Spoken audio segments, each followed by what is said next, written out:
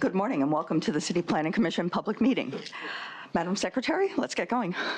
Good morning. This is a City Planning Commission public meeting held at NYC City Planning Commission hearing room, Lower Caucus, 120 Broadway. Today is Wednesday, September 26, 2018.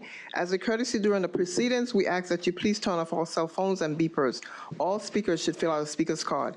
In addition, we ask that those providing testimony please identify yourself, limit your remarks to 3 minutes, and speak clearly into the microphone. I will now call the roll.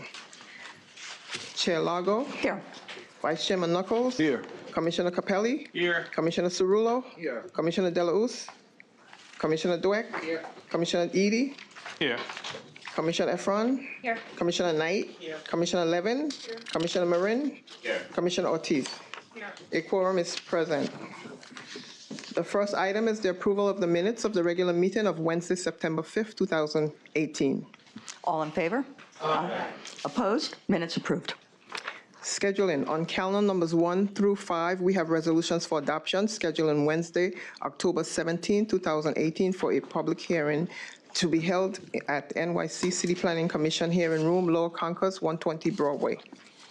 All in favor? Aye. Opposed? Resolutions adopted.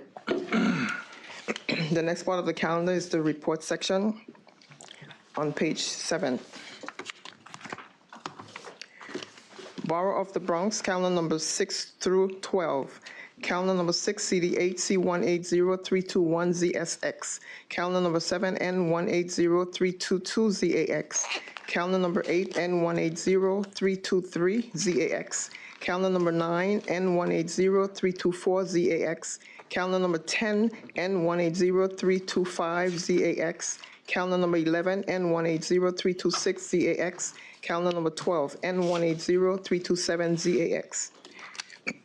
In the matter of applications for the grant of a special permit and for a grant of authorizations concerning the Hebrew Home for the Aged, for a favorable report on calendar number 6 and for adoption on calendar number 7 through 12. Chair Lago. I vote yes, and I just want to note that given the demographics of our city, how pleased I am to see that we will have before us our first continuing care center.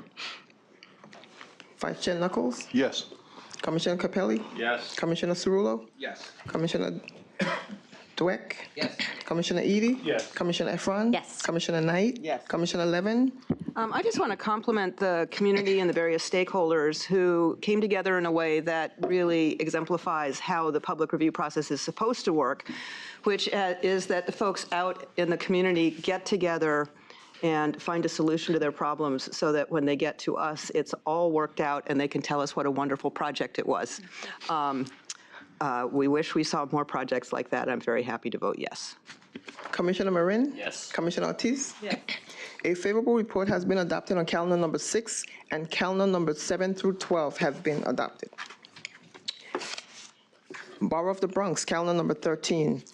CD9, C180460PCX, in the matter of an application for the site selection and acquisition of property concerning DOHMH Mobile Food Vendor Inspection Facility. For a favorable report on calendar number 13, Chair Lago. Yes. Vice Chairman Knuckles. An obscure but very important facility. I vote yes. Commissioner Capelli. Yes. Commissioner Cerullo. Yes. Commissioner Dweck. Yes. Commissioner Edie. Yes. Commissioner Efron. Yes. Commissioner Knight. Yes. Commissioner Levin. Yes. Commissioner Marin. Yes. Commissioner Ortiz. Yes. A favorable report has been adopted on calendar number 13.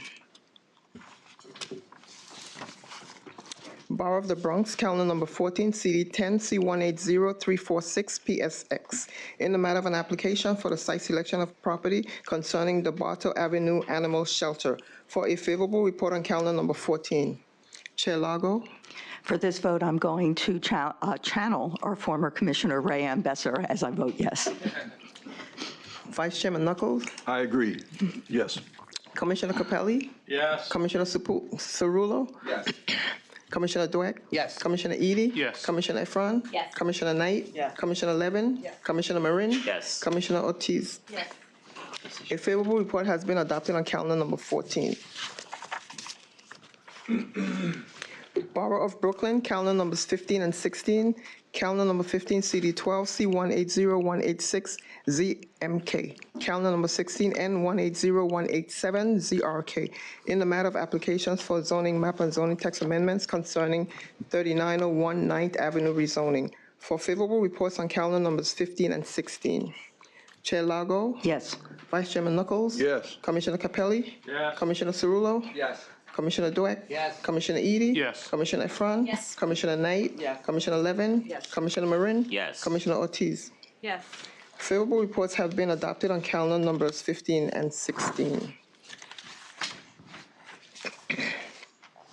Borough of Brooklyn, calendar number 17, CD 8, C160363, PQK, in the matter of an application for the acquisition of property concerning the Friends of Crown Heights 16. For a favorable report on calendar number 17, Chair Lago, Yes.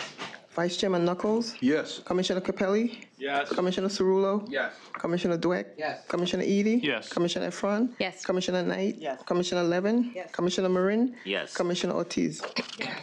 A favorable report has been adopted on calendar number 17.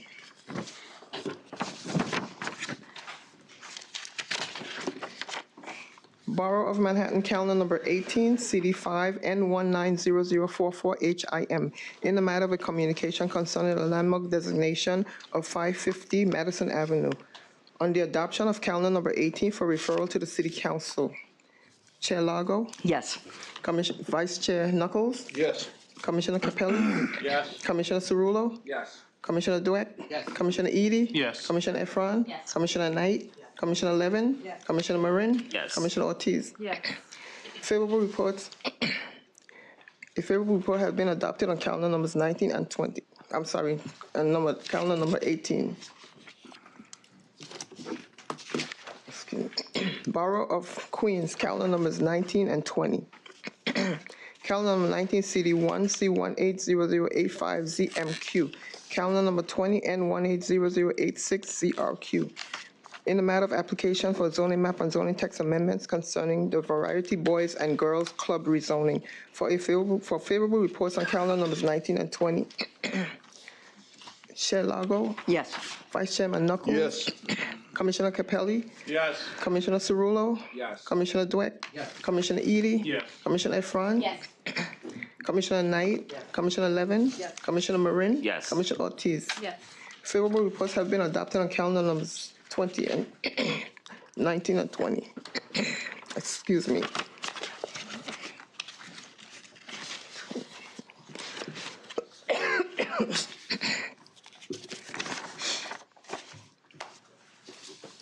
Borough, sorry. Ryan, would you be able to? I'm okay. I'm okay. Borough of the Queens, calendar numbers, I'm on 20 or 20 and 20. Borough of Queens, calendar numbers 21 and 22. Calendar number 21, CD1, C180211ZMQ. Calendar number 22, N180212ZRQ. In the matter of applications for zoning map and zoning text amendments concerning 11-14 35th Avenue rezoning. For favorable reports on calendar numbers 21 and 22. Chair Lago. Yes. Vice Chairman Knuckles. Yes. Commissioner Capelli. Yes. Commissioner Cerullo. Yes. Commissioner Delauss. Commissioner Dweck. Yes. Commissioner Edie. Yes. Commissioner Efron. Yes. Excuse me. Commissioner Knight. Commissioner Levin. Yes. Commissioner Marin. Yes. I'm okay. I have water. Commissioner Marin. Commissioner Ortiz. Favorable reports have been adopted on calendar numbers 21 and 22. And apologies to the secretary for the length, the number of votes that we have today. It's okay. Borough of Queens, calendar numbers 23 and 24. Calendar number 23, CD1, C180174, ZMQ. Calendar number 24, C180175, MMQ. In the matter of applications for zoning map and zoning text amendments concerning the St. Michael's Park elimination. For favorable reports on calendar numbers 23 and 24. Chair Lago. Yes. Vice Chairman Knuckles. Yes. Commissioner Capelli. Yes. Commissioner Cerullo. Yes. Commissioner Dweck? Yes. Commissioner Edie? Yes. Commissioner Efron? Yes. Commissioner Knight? Yes. Commissioner Levin? Yes. Commissioner Marin? Yes. Commissioner Ortiz? Yes. Favorable reports have been adopted on calendar numbers 23 and 24. Borough of Staten Island, calendar numbers 25 and 26. Calendar number 25, CDs 1, 2, and 3, C180302 PSR. Calendar number 26, C180303 MMR. In the matter of applications for the site selection of property and its city map amendment concerning the South Shore of Staten Island Coastal Risk Management Phase 2. For favorable reports on calendar numbers 25 and 26. Chair Lago. I'll note that as the department continues its work on a citywide update of our zoning to address flood resiliency, the importance of taking initial steps like this, and I vote yes. Vice Chairman Knuckles? Yes. Commissioner Capelli? Yes. Commissioner Cerullo? Yes. Commissioner Dweck? Yes. Commissioner Edie? Yes. Commissioner Efron? Yes. Commissioner Knight? Yes. Commissioner Levin? Yes. Commissioner Marin? Yes. Commissioner Ortiz? Favorable reports have been adopted on calendar numbers 25 and 26. Borough of Staten Island, calendar number 20. Borough of Staten Island, calendar numbers 27 and 28. Calendar number 27, CD3 N180313 ZAR. Calendar number 28 N180215 ZCR. In the matter of applications for the grant of an authorization and a certification concerning 2420 Arthur Kill Road for adoption on calendar numbers 27 and 28. Chair Lago, Yes. Vice Chairman Knuckles. Yes. Commissioner Capelli, Yes. Commissioner Cerullo, Yes. Commissioner Dweck. Yes. Commissioner Edie. Yes. Commissioner Efron. Yes. Commissioner Knight. Yes. Commissioner Levin. Yes. Commissioner Marin. Yes. Commissioner Ortiz. Yes. Calendar numbers 27 and 28 have been adopted. Borough of Staten Island, calendar number 29, CD3 N180452 RCR, in the matter of an application for the grant of a certification concerning 68 Colon Street for adoption on calendar number 29. Chair Lago, Yes. Vice Chairman Knuckles. Yes. Commissioner Capelli, Yes. Commissioner Cerullo. Yes. Commissioner Dweck. Yes. Commissioner Edie. Yes. Commissioner Efron. Yes. Commissioner Knight. Yes. Commissioner Levin. Yes. Commissioner Marin. Yes. Commissioner Ortiz. Yes.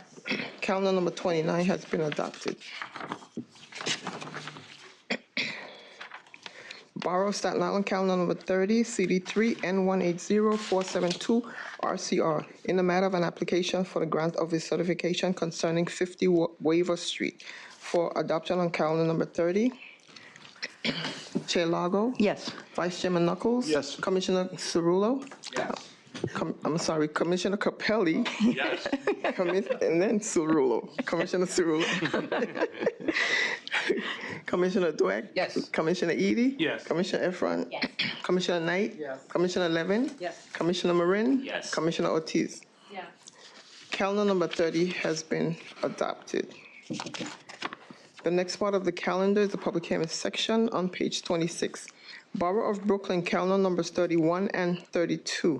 Calendar number 31, CD9, C180347 ZMK. Calendar number 32, N180348 ZRK. A public hearing in the matter of applications for zoning map and zoning text amendment concerning Franklin Avenue rezoning. We're going to have a 10-minute presentation by the applicant team comprised of Ray Levin, Matthew Feldman, and David Velez. Thank you very much. Good morning. How do I get the, there it is. All right.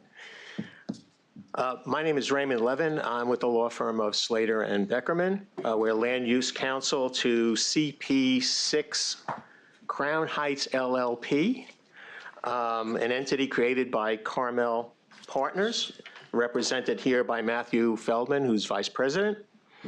CP6 is successor applicant for a zoning map amendment for the area bounded by Montgomery Street, Franklin Avenue to the east, a line between Crown and President to the north, and the Franklin Avenue subway cut. CP6, or Carmel, however we want to call them, owns a vacant property at 40 Crown Street, which is the southern property on the drawing, the larger property, and is an agent for Cornell Realty Management, which owns the smaller property to the north outlined in red.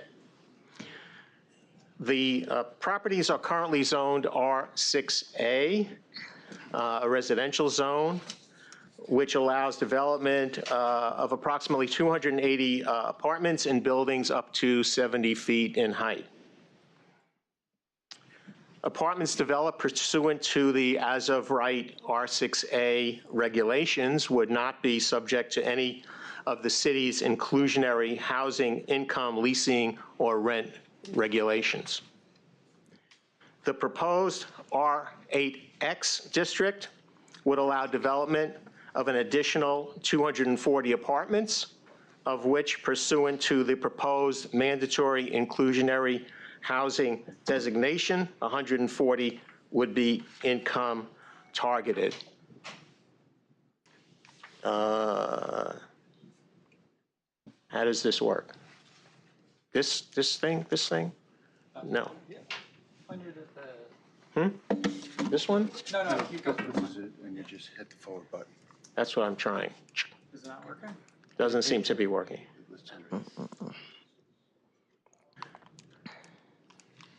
All right, maybe there you go. All right, fabulous. Okay, this chart shows the what could be built on the two properties under the R8X. Totals about 518 units in total, with 140 being income targeted pursuant to MIH. The apartments under MIH, both inclusionary and a market rate, would be subject to rent stabilization with mandatory lease renewals, rent increases controlled by the Rent Guidelines Board. Let's see if I can do this. Am I aiming it?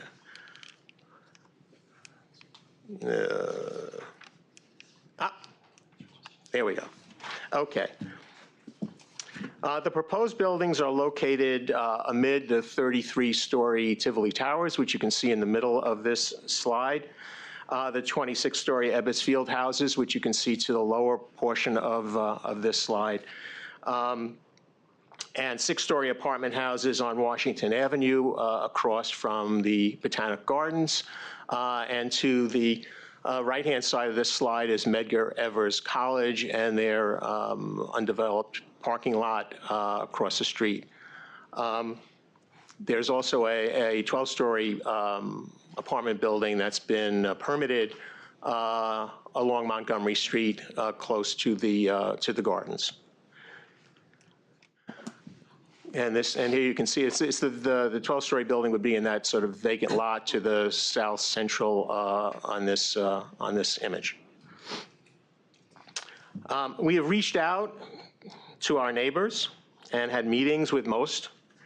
We have also engaged with the broader Crown Heights community over the last 4 years, making everyone aware of this project, and have received letters of support from the Tivoli Towers Tenants Association, from the Crown Heights Jewish Community Council, from the Haitian American Caucus, among others. This is an image of the building from across Franklin Avenue, from Medgar Evers College, looking at the building on the southern side. That building on 40 Crown Street would have parking in a lower level, about 190 spaces. Commercial fronting on Franklin Avenue. The commercial would be pursuant to a C24 district overlay, which we are also requesting. There would be 2 entrances, one on Montgomery, one on Crown. Above the parking would be an open space. Given the contextual zoning, it pushes the buildings out to the edges of the site. The out parcel is owned by Asian Americans for equality and are not participating in this rezoning. The other property on Carroll Street, also parking in the basement. This property does not front on Franklin. It backs up onto the Franklin Railroad cut. Has an open space above the parking in the middle of the block, and has about 64 parking spaces. Both buildings, the unit mix would be about 5% studio, 40% one bedroom, 35% two bedroom, and 20% three bedrooms.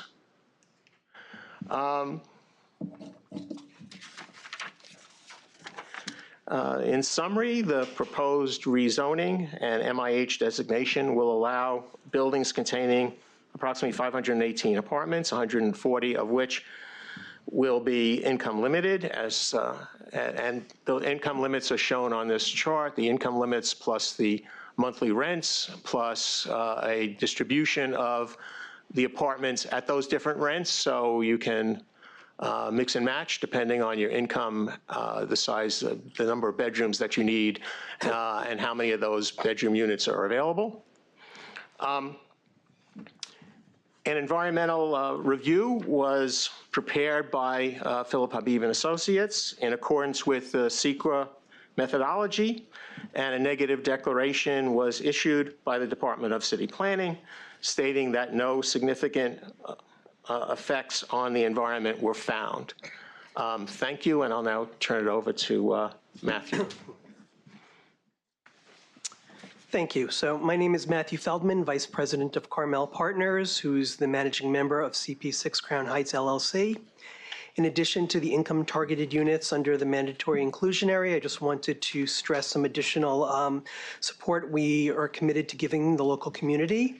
We are planning on assisting the local community in applying for the income targeted units by hosting workshops to help people prepare their applications. We've been speaking with Impact Brooklyn to host these, and to the extent that they don't have capacity, we will find another local Brooklyn group, maybe Rise Brooklyn, to assist us with this. We're also committed to local hiring during both construction and building operations. Carmel has a fair contractor policy, and we're going to be following similar guidelines to HPD's requirements in terms of minority women-owned businesses. We'll be using best efforts and reaching out to local groups for that as well. Also, as we design these buildings, we strive to exceed the energy code in all projects, both because it makes for efficient buildings and because it's just being a good developer, and where feasible, we include features such as cogeneration and solar power. And we'll be happy to answer any questions the Commission has. Is that the end of your presentation? Yes. Great. Then we'll toss it open. Questions from the Commission? Yes, Commissioner Marin. Thank you for the presentation. Good morning to everyone. I had a question regarding the out parcel, or the AFI-owned parcel. Yes, sir. And any conversations that may have been had to include that parcel into this development, and what the outcome was, actually. Okay, that started 4 years ago or so. This was with the prior applicant, Cornell. We met with them, and it seemed like they wanted to participate. In fact, they came to several meetings with HPD and the community. The arrangement at that time was that their site plus a portion of our site would be given over to them, and that they would have an 100-unit affordable housing development, which they could own and manage. That went on for well over a year. There was an MOU drafted. and then it never got signed, and then they decided that they didn't want to participate. I don't know exactly why they decided to do that. From my perspective, it didn't seem to be in their interest, but they didn't. And as this zoning proceeded, neither they nor HPD decided to participate. So the site now can accommodate maybe 16 units.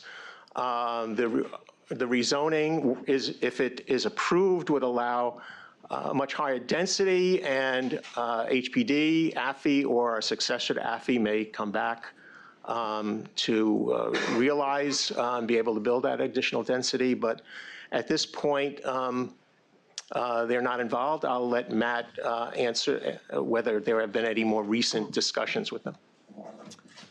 So Carmel purchased its site about 2 months ago. At that time, we reached out to AFI's director. We had one meeting with them. There was no commitment on their part to work with us.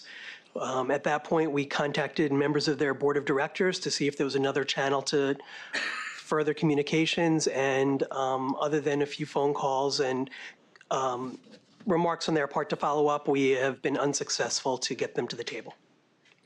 Thank you. Other questions from the commission? Okay, then I'll thank the applicant team. Thank you very much. We will now proceed with public testimony, beginning with speakers in opposition. We then go to speakers in support and toggle back and forth. And I'll just reiterate the Secretary's comment at the beginning that speakers are limited to 3 minutes, beginning with Brent Porter. And he'll be followed by Amir Khan.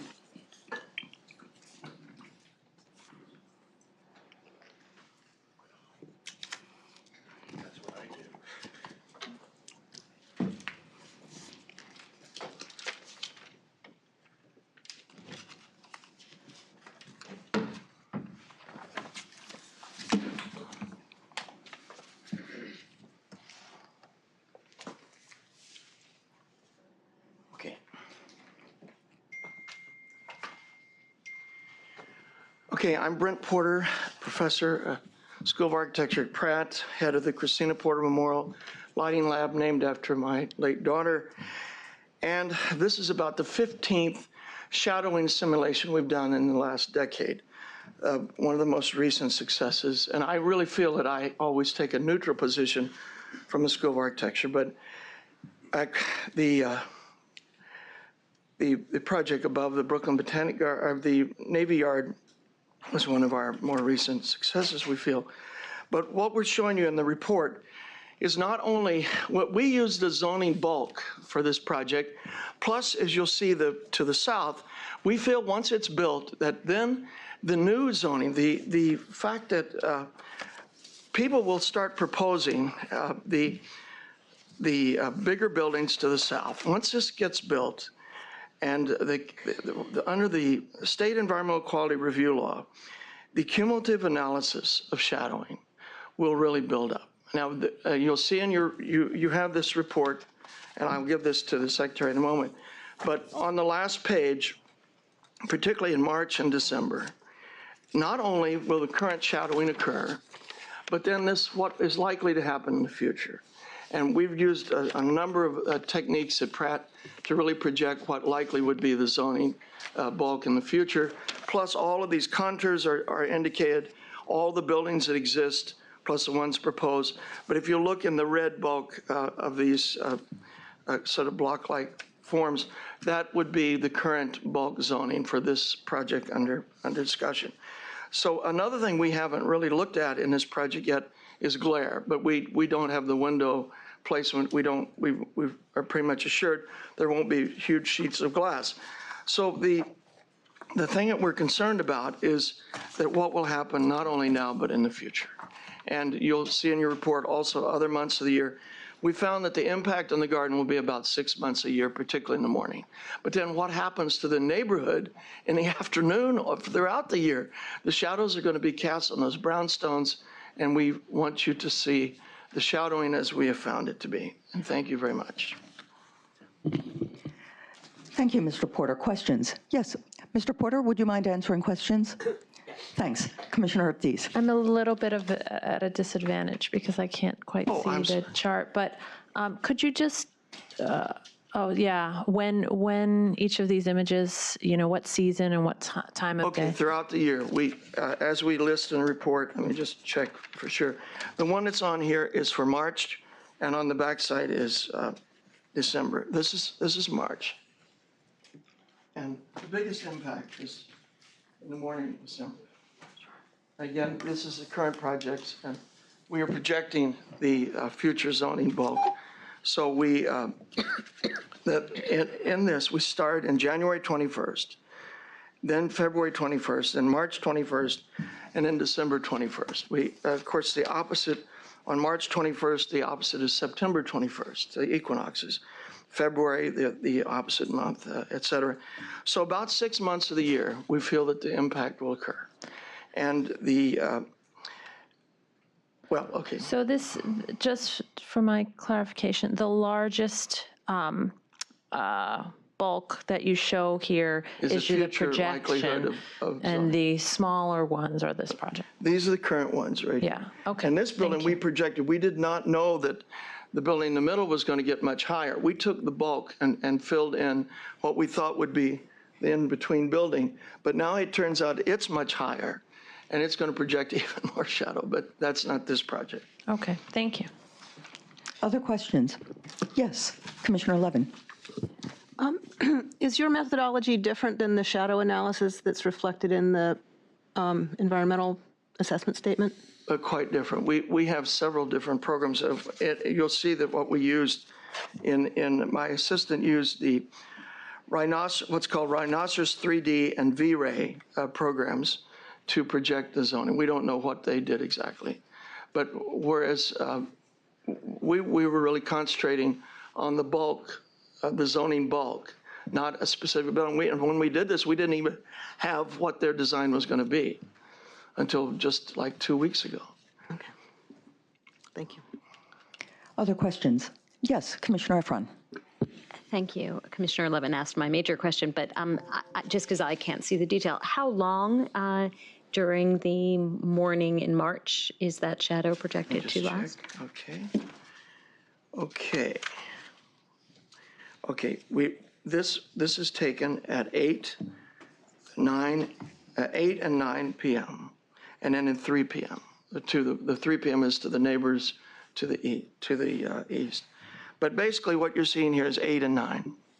So I'm sorry, is that a composite of several different times, or is that a snapshot? It's hitting these bulk amounts and casting the shadow westward. In other words, right here. Here's the bulk, it casts its shadow to here. Here's the other bulk of the current project, and it casts its shadow to here.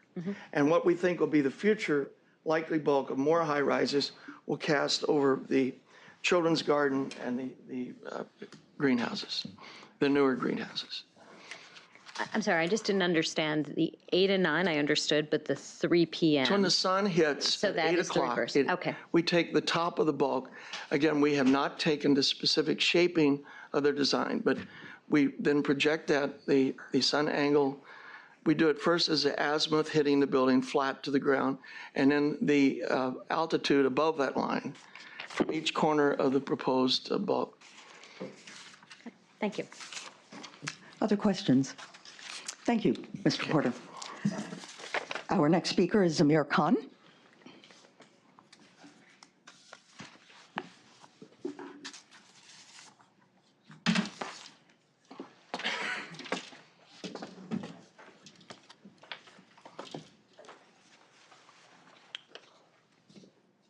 Good morning, Chair Lago and members of the subcommittee. My name is Amir Khan, and I work as a doorman at 165 East 72nd Street in the Upper East Side. I've been a member of 32BJ for 9 years now, and I'm here on behalf of my union. We represent over 80,000 people who clean and maintain buildings throughout New York City. Additionally, I'm testifying today on behalf of the approximately 900 32BJ members that live in Crown Heights. We have some serious concerns about this rezoning. While we have been in conversation with Carmel Partners, the owners of 46 Crown Street and lead on this ULURP, they have not made a commitment to provide prevailing wage service jobs. As you know, building service jobs at projects like the one Carmel Partners plans to build are usually filled by local community members and enable workers to remain in the neighborhoods that they love.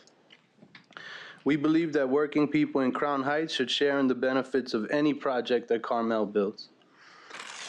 A rezoning of this magnitude will set a precedent for development in Crown Heights and will have a significant impact on jobs and housing. Developers shouldn't be allowed to change a community without addressing the concerns of the people who live there. We are open to continuing the discussion with Carmel, but we cannot support this ULURP as it is currently constituted. We urge for you to vote against this project unless the developer commits to providing good property service jobs for us and our union members. Thank you very much. Thank you, Mr. Khan. Questions? Thanks. Thank you. Our next speaker is Todd Baker.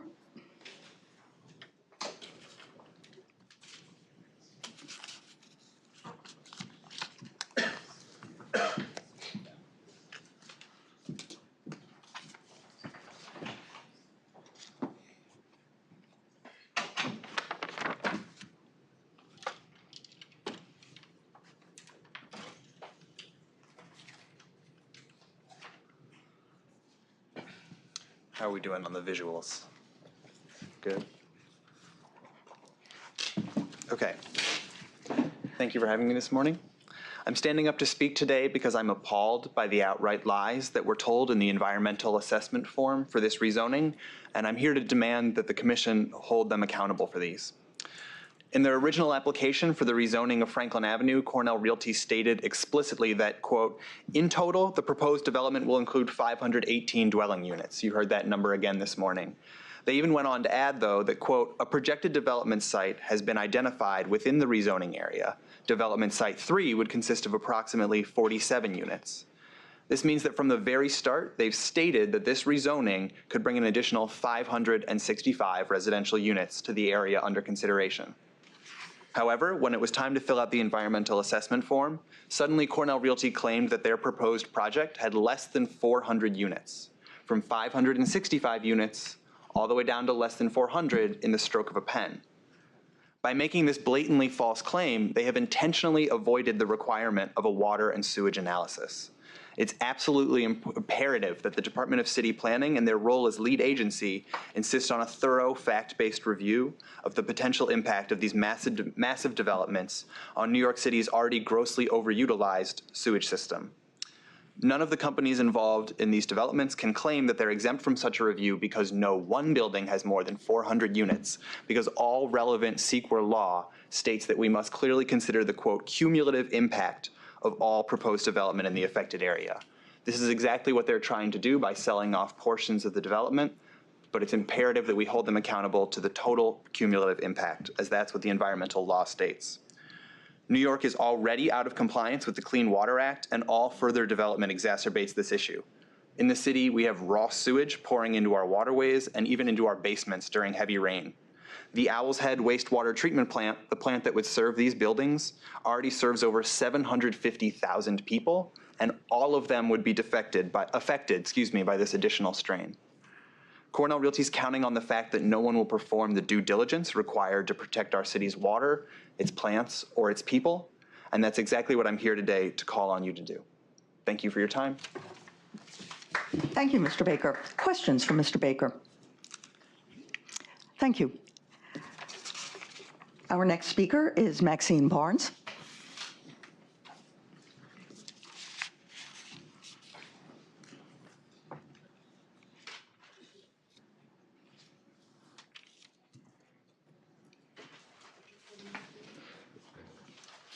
This is the written literature. Thank you.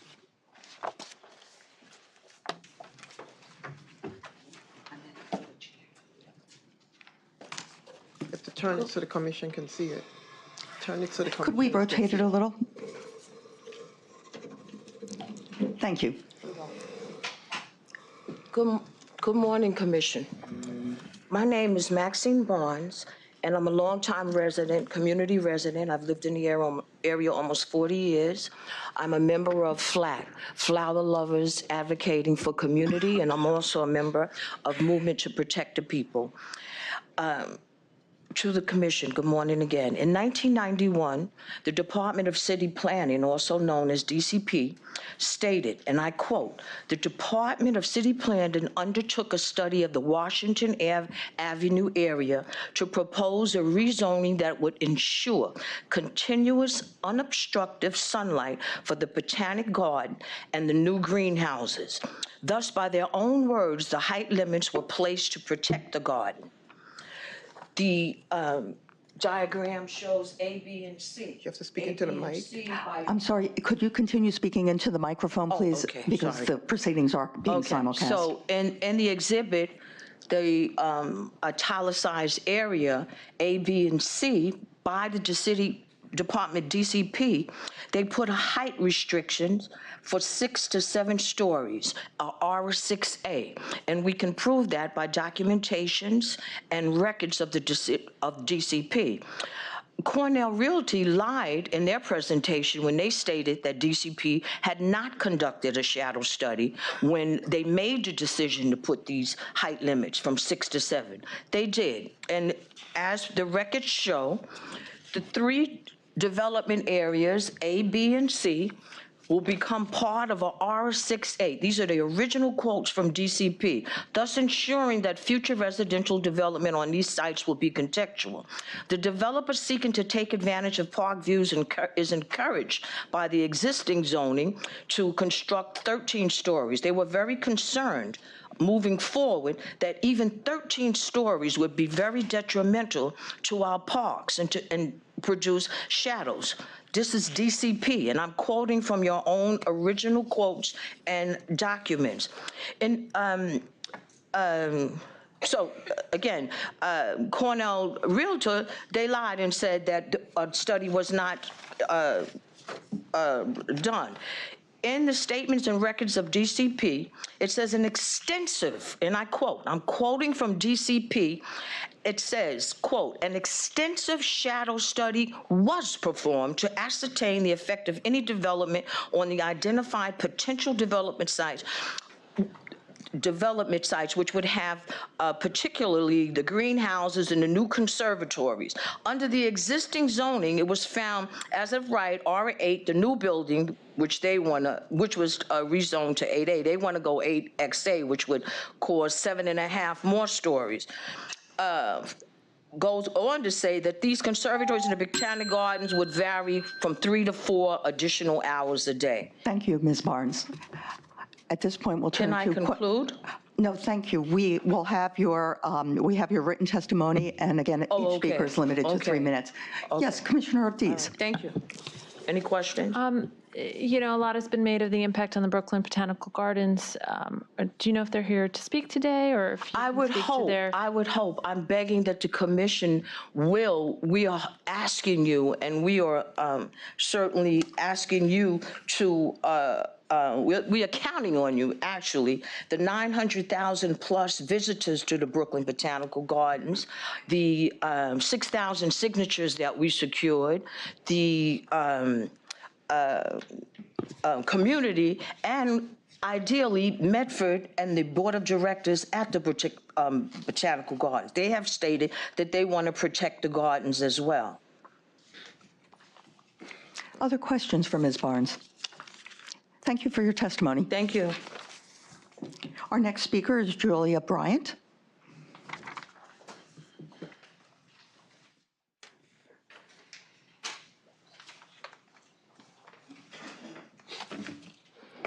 Good morning, I'm Julia Bryant. Can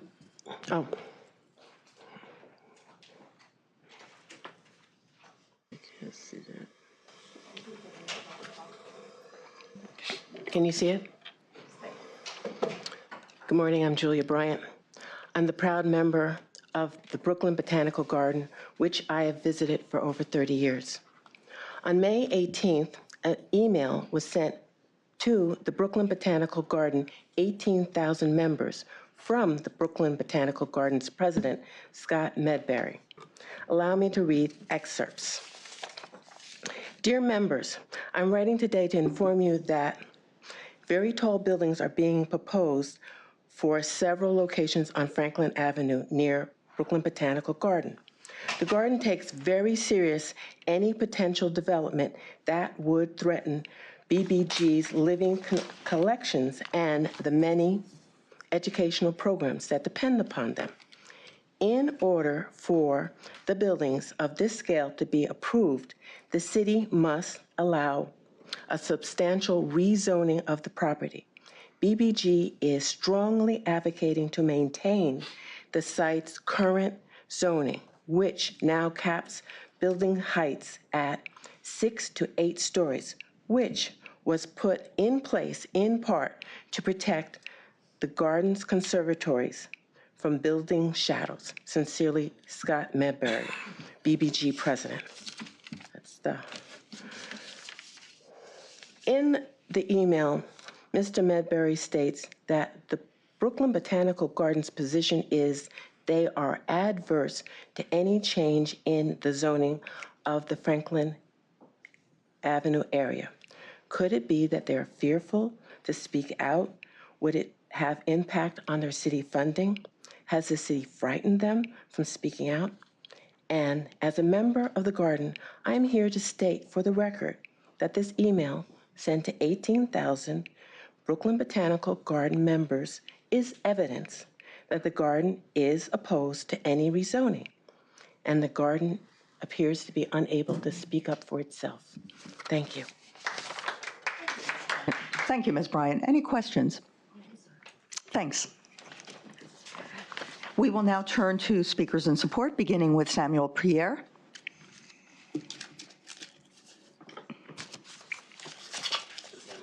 Samuel Pierre.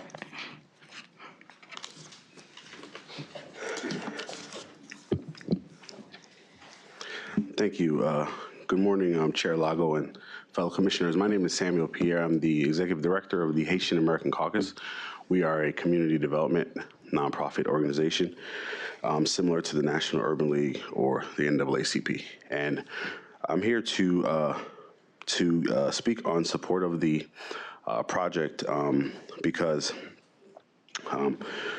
with 2,000 plus members, one of the things that our members always talks about is the fact that their children are unable to come back and live in the neighborhoods that they grew up in. And we've had conversations with the different developers and groups, and we understand that this actually would give the children of our members an opportunity to actually live in the neighborhood that they grew up in. And I understand that there's multiple issues going on, and we understand that. But we've been in communication, and we've been having conversations with the developers. We believe at our organization that you should have conversations with people who have plans to do different things in the neighborhood, and we shouldn't just oppose them. So our position is, let's have a conversation, and let's see how our organization can be involved in this development. So if something's going to happen in the neighborhood, we want to have a say. We want to have a conversation. We want to see how it could benefit some of our members, especially right now. We actually was just a part of the redesignation of Little Haiti, which is huge, right? So now there's a Little Haiti in Miami, but now there's also a Little Haiti in Brooklyn. And tourists and people can understand about our culture and things like that. We're in conversations to see if we can do something in the neighborhood because we have a lot of Haitians that live there. So our organization, we support this project. We're very involved. We're having conversations, real conversations, about how we can work together as partners so that everyone in the neighborhood can work together, and that people who leave pay thousands of dollars for college and law school and graduate school can actually have an opportunity to come back and live in the neighborhood that they grew up. Thank you very much. Thank you, Mr. Pierre. Questions? Thank you. Thank you. Our next speaker in support is Jeffrey Davis.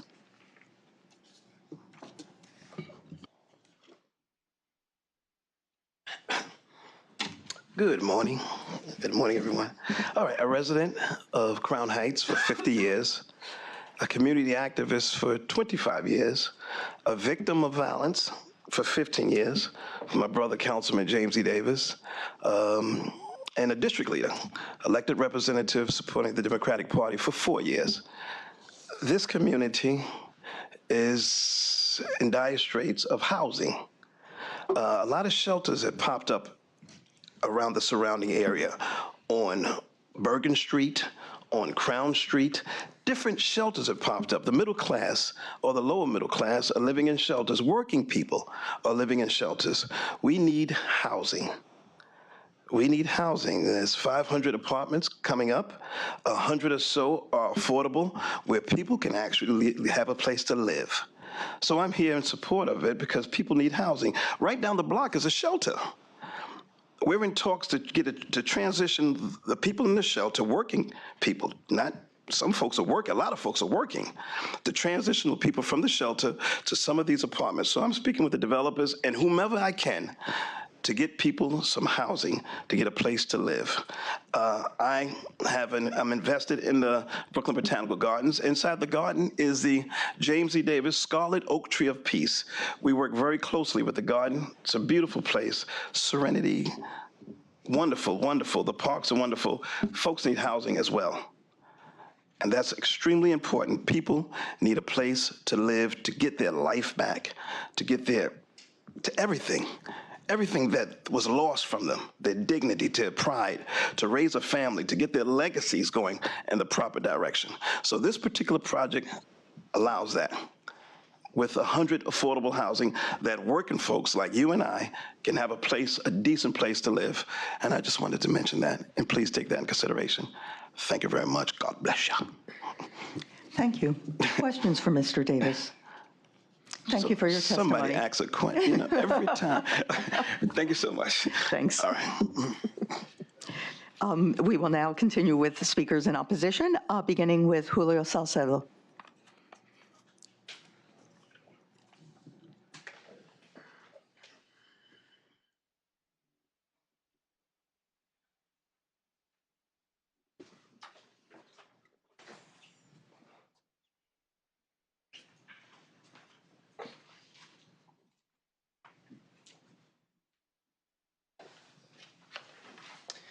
Chair Lago, Commissioners, thank you for having me here. I was hired by Movement for the People as an outside counsel and outside expert and consultant to assess the status study that was proposed for the development.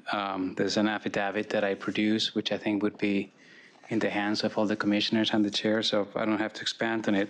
But basically, there were several findings that our group was able to assess. One of them, a critical one, was that the status study as it was conducted was not incorporating the worst case scenario. And the worst case scenario is off by quite a number of feet. The current shadow study as proposed, it's 175 feet, which you would see on the darker shadow. I don't know if everybody can see this.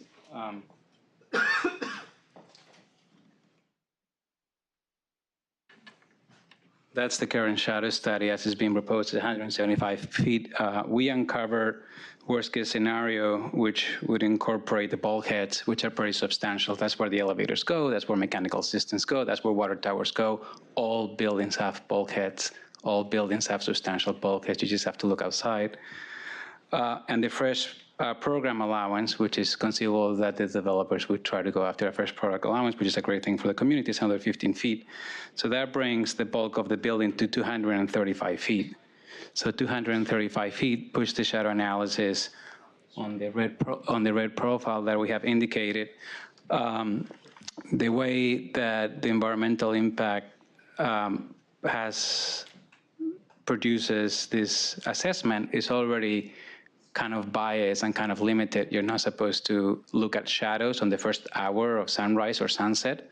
I don't know why, but that's something that is pro-development and it's been rigged from the get-go. So we're only looking at shadow studies after the first hour, which is the only time we are able to look at them. And we're showing you kind of the best case scenario in this render. So this render is actually not the worst case scenario. This is kind of a really good case scenario of the shadow studies. And in here, you see that it would have a very significant impact on the botanical gardens and the neighborhood, affecting particularly plant growth during the growing months for more than an hour, which is what has been assessed originally. And we are considering that it's over 2 hours. And we're focusing on the botanical garden as the kind of critical point, but it would have significant effects on the shadow studies. This is a Euler process. Euler process, I think, are rather flexible and accommodating. I urge the chair and the commissioners to look at other options to increase density that is not height. Perfect timing, Mr. Salcedo. Any questions from the commission? Thank you. Okay. Our next speaker in opposition is Alicia Boyd.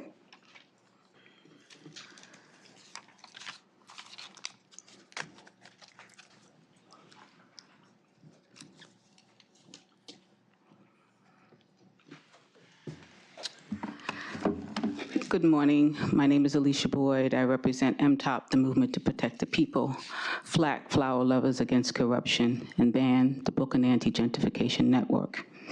Before I summarize the expert witnesses and their testimonies, I need to point out a scam that Cornell is engaging in to gain support for their development. Mr. Samuel Pierre, who heads the Haitian American Caucus, has been described by the media as a scam artist and is on probation for swindling thousands of dollars from the Haitian community. His organization has never done anything in Community Board 9, but now all of a sudden he is bringing his con skills to negotiate for our public green spaces. These scams need to be exposed for exactly what they are, scams. Now I would like to reiterate what you have already heard and the evidence that has been given to this panel. A letter was presented that was sent from BBG to its members stating clearly that they recommend that the current zoning should remain in place to ensure and protect the garden. I also have a petition that was signed by 6,500 people who also want to keep the garden safe. Two expert witnesses, a distinguished educational institution, Pratt University School of Architecture, and a full licensed architect firm, Scarlet Architect, associated with City College, both show that the shadows cast by the Cornell Realty development would have a negative impact on the garden.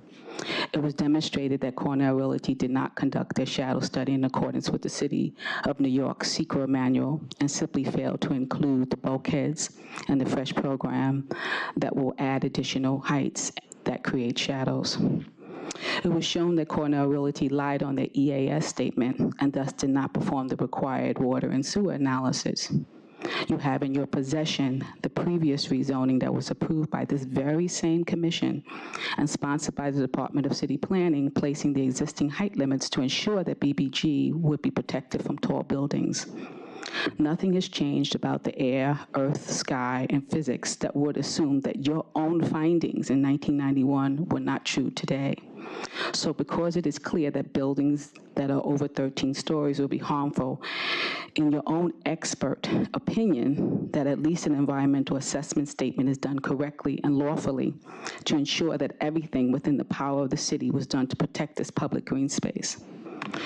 That is the minimum that this commission would require Cornell to do, and that is go back and do their EAS correctly and lawfully, especially in light of the fact that an environmental impact statement may be warranted that would allow the public to see and participate in helping to mitigate any negative effects that this development will have on the Brooklyn Botanic Gardens, our air and water systems, and our community. Thank you. And another testifier with perfect timing. Questions for Ms. Boyd? Oh, sorry. No, thank you. Okay, those are the only speakers who have signed up to speak on this matter, but if there's anyone else present who would be interested in speaking, now would be the time to come forward. Okay, the public hearing is closed. Borough of Manhattan, calendar number 33, CDs 4 and 5, N180373ZRM. A public hearing in the matter of an application for zoning text amendment concerning the Special Garment Center text amendment. Sorry, I just need to give you that. And as with the prior public hearing, we will be begin with speakers in favor, toggle to speakers in opposition, and then go back and forth. We will begin with Asghar Gungal. And again, for people who may not have been in the room at the beginning, I'll note that each speaker will receive 3 minutes. Thank you. My name is Asghar Gungal. I represent Design Trust for Public Space. Our nonprofit organization partnered with the Council of Fashion Designers in America in 2009 and 2012 to determine the value of the Manhattan's Garment District as the heart of apparel manufacture in New York City's global fashion capital. Our studies made of Midtown and Making Midtown found this R&D hub incubates startup businesses and fosters entrepreneurial activity while producing high-quality clothes more quickly and cost-effectively than offshoring through its unique ecosystem of fashion manufacturers. We proposed a roadmap for future development and for how to support fashion design and manufacturing and skilled jobs here and citywide. The importance of securing at least 500,000 square feet in the garment center is essential to the fashion ecosystem to adequately provide for existing industry and the concentration of creative industries and the network of manufacturers in the region. As a participant of the Garment Center Steering Committee, we again found at least 500,000 square feet was required to accommodate the existing industry. We laud the city through EDC and Garment District Alliance's efforts to secure the first 300,000 square feet of manufacturing space with rents of $35 per square foot, along with its incentive and support programs. However, it is not enough. The proposed text amendment puts forth sufficient measures to help ensure the continued vitality and growth of the Garment Center. However, we strongly urge the EDC continue its efforts to secure additional affordable manufacturing space. Acquisition of building dedicated to garment manufacturing businesses is extremely vital in order to reach at least 500,000 square feet that is needed, and as a strong safeguard for garment tenants long after EDC's tax abatement program expires. Thank you. Thank you, Mr. Gungar. Questions? Thank you. Our next speaker is Barbara Blair.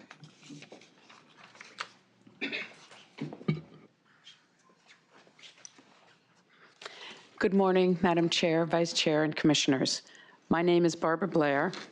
I'm the president of the Garment District Alliance, the business improvement district responsible for maintaining and promoting the health and economy of the Garment District. The GDA strongly supports the proposal under consideration today. We believe that EDC and the Department of City Planning, working with the Garment Center Steering Committee, has developed a strong plan that stabilizes the fashion industry in the district, addresses real estate concerns, provides strong programming to assure the evolution of an iconic industry in New York City, and lifts a zoning overlay that has adversely impacted the economic development of the district. The plan is a collaborative effort of stakeholders, including elected officials, community boards, tenants, property owners, and manufacturers, who developed a set of recommendations to support the continued presence of manufacturing in the historic home in Midtown Manhattan. My thanks go to Manhattan Borough President Brewer and Speaker Johnson for convening the committee. The restrictive zoning enacted in 1987, though well-intentioned, was a wholly inadequate tool to mitigate the impact of market forces, including the large-scale adoption by the fashion industry of a global labor pool. Even with the establishment of the Special Garment District Task Force that conducted ongoing enforcement for the first 6 years of the program, the decline of apparel manufacturing in the area did not abate. During the recession of the mid-90s, when commercial rents were declining and office vacancies rising and space was more affordable, still there was no increase in apparel manufacturing. The plan before you today recalibrates the zoning to be reflective of the growing businesses in the district. It will legitimize the tens of thousands of new jobs that have been created in our neighborhood, providing a diverse economic base and new opportunities for small businesses looking for Class B and C space in Midtown. We believe Art New York, the Susan G. Komen Foundation, the Horticultural Society of New York, Gay Men's Health Crisis, and other small businesses can coexist with America's leading and emerging fashion companies. All these companies add to an enriched and vibrant Midtown business district. The new business sectors not only bring good jobs, but they encourage other uses like bars, restaurants, retail, and increase tax revenues for the city. The plan uses more precise and targeted tools to incentivize and secure space for apparel manufacturing. The city is making a significant financial commitment to the plan. It is assisting a nonprofit entity in the purchase of a building in the garment district for apparel manufacturing. It has created a robust tax incentive program through IDA, which provides incentives to buildings that commit to the retention of apparel manufacturing. Yesterday, the GDA board approved a $2.5 million increase in our assessment to provide services identified by the steering committee plan to include workforce business development and placemaking. We will work collaboratively. Thank you, Ms. Blair. Okay, thank you. If you would submit the testimony, that would be helpful. Well. And questions? Yes, Commissioner Efron. Hi, thank you, and thank you for the work of the Alliance in getting to this application point. Could you just give us a sense of the board members and the representatives of the Alliance? Are there any or how many manufacturers are represented on it? The board is made up of property owners and tenants in the district. They tend to be, most of the tenants in the district are either office tenants, some of whom are here today, or they're ground floor retail or hotels. There are not, I do not think there is a manufacturer on the board. Mm-hmm. Okay, so the garment district is a legacy name in that case, it's not. Well, it's interesting. Indicative. We changed our name when the garment district was founded in 1993 to the Fashion Center. And the idea was to try and communicate that this was a fashion neighborhood, but the fashion, when you think of it from a consumer perspective or a public perspective, people don't come to the garment district for fashion. They go to Madison Avenue, they go to Saks Fifth Avenue, they go to Bergdorf's. So we changed the name about 7 years ago back to the garment district. And we purposely did that because we believe, the board and the staff, frankly, of the garment district, that people in New York City feel tremendously connected to neighborhoods, and that you can call a neighborhood something else, but the identity and the authenticity of the neighborhood really resonates both with the public, with people that have worked there for many, many years, and we didn't want to move away from the idea that this is the neighborhood that is the iconic home of apparel manufacturing in the United States of America. So we actually went back to sort of solidify that idea so that the historical reference point remained intact. Mm-hmm. Okay. Commissioner Levin. Yes, Ms. Blair, I think the bell rang as you were in the midst of enumerating the things that were going to be supported by the I think you said 2.5 million, yeah. Is that a short enough list? It was one line. Okay. It was literally one line, which is that we intend to collaborate both with EDC programs that they have, academic institutions, the CFDA, and we've collaborated. I should point out that in the first 15 years of the existence of the Garment District Alliance, we spent over $6 million on business-to-business development for the fashion industry. And then we pivoted away from that to spending most of our assessment, well, sanitation security, but streetscape improvements, because the tenancy in the neighborhood had changed so dramatically, and we didn't feel that we could earmark that much of our budget specifically promoting one industry. And streetscape improvements support everyone that's in the neighborhood, any tenants, property owners, but also visitors to the neighborhood. We are now revisiting that in light of the work of the Garment District Steering Committee to reintroduce a lot of the programming we had done. We did a lot of it in collaboration with FIT and have continued to this whole time. We've worked with the United States Department of Commerce on programs. So it would be those kinds of collaborations that we would reintroduce to our programming.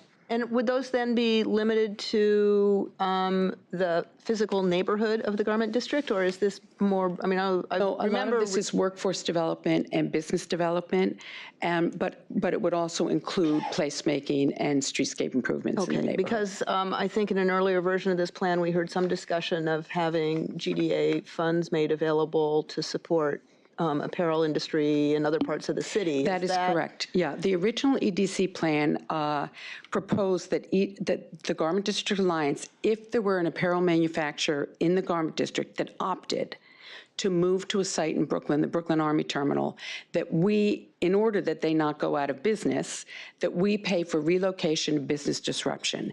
That's not part of this plan. We are not engaged in those activities, and any of the funds that we spend and the $2.5 million that has been approved will be for programs, workforce, business development, and placemaking in the Garment District in Midtown Manhattan. Thank you. Commissioner Ortiz? Thank you.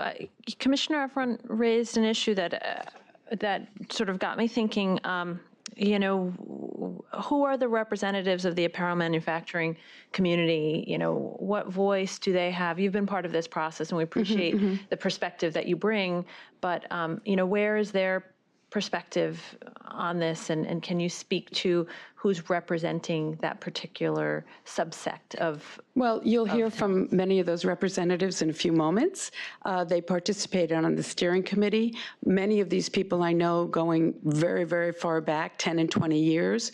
We have in the past collaborated with GITIC or other technical organizations that did work on behalf of the industry. It is true that we don't have a manufacturer on our board at the moment. The CFDA, oh, I'm sorry, that's wrong. We have designers that are represented on our board. We've had a number of designers in the past. So I think that I don't think I can understate the degree to which we are engaged with all sectors of the fashion industry in the district, but you are correct, there's not a manufacturer on the board at this time. Commissioner Efron? Yeah. Great. Thank you, Ms. Blair. Okay, thank you. Our next speaker is Eric Garral. Thank you. Good morning, Amir Khan. I represent GFP RE, which is a real estate concern in Manhattan. I am one of the participating landlords. I'm putting towards 2 buildings of mine and about 100,000 feet of space that will be dedicated to garment manufacturers under this current plan. I do want to point out 3 things. One, the steering committee did resolve the idea that doing nothing in this situation was a terrible idea, so that shouldn't be considered. Number 2, when the amount of square footage was put forth, it was done so before the IDA program was introduced. The IDA program has severe penalties if landlords decide to protect their space and then lose tenants. So in fact, the IDA program prevents me from putting in all my space. I have an additional 50,000 feet that I could put in, and I would like to, but I can't do it because it would be reckless. If I lose 2 tenants in the first year of the program, I have to write a check to the city of New York for $2.5 million. That's not fair. And hence, I can't put together all my space. I wish I could do it, but I can't. So when we talked about how much space we would put in the steering committee, no one knew that these penalties would exist. So when people talked about the amount of space, they didn't realize that you couldn't put in all the space that you had.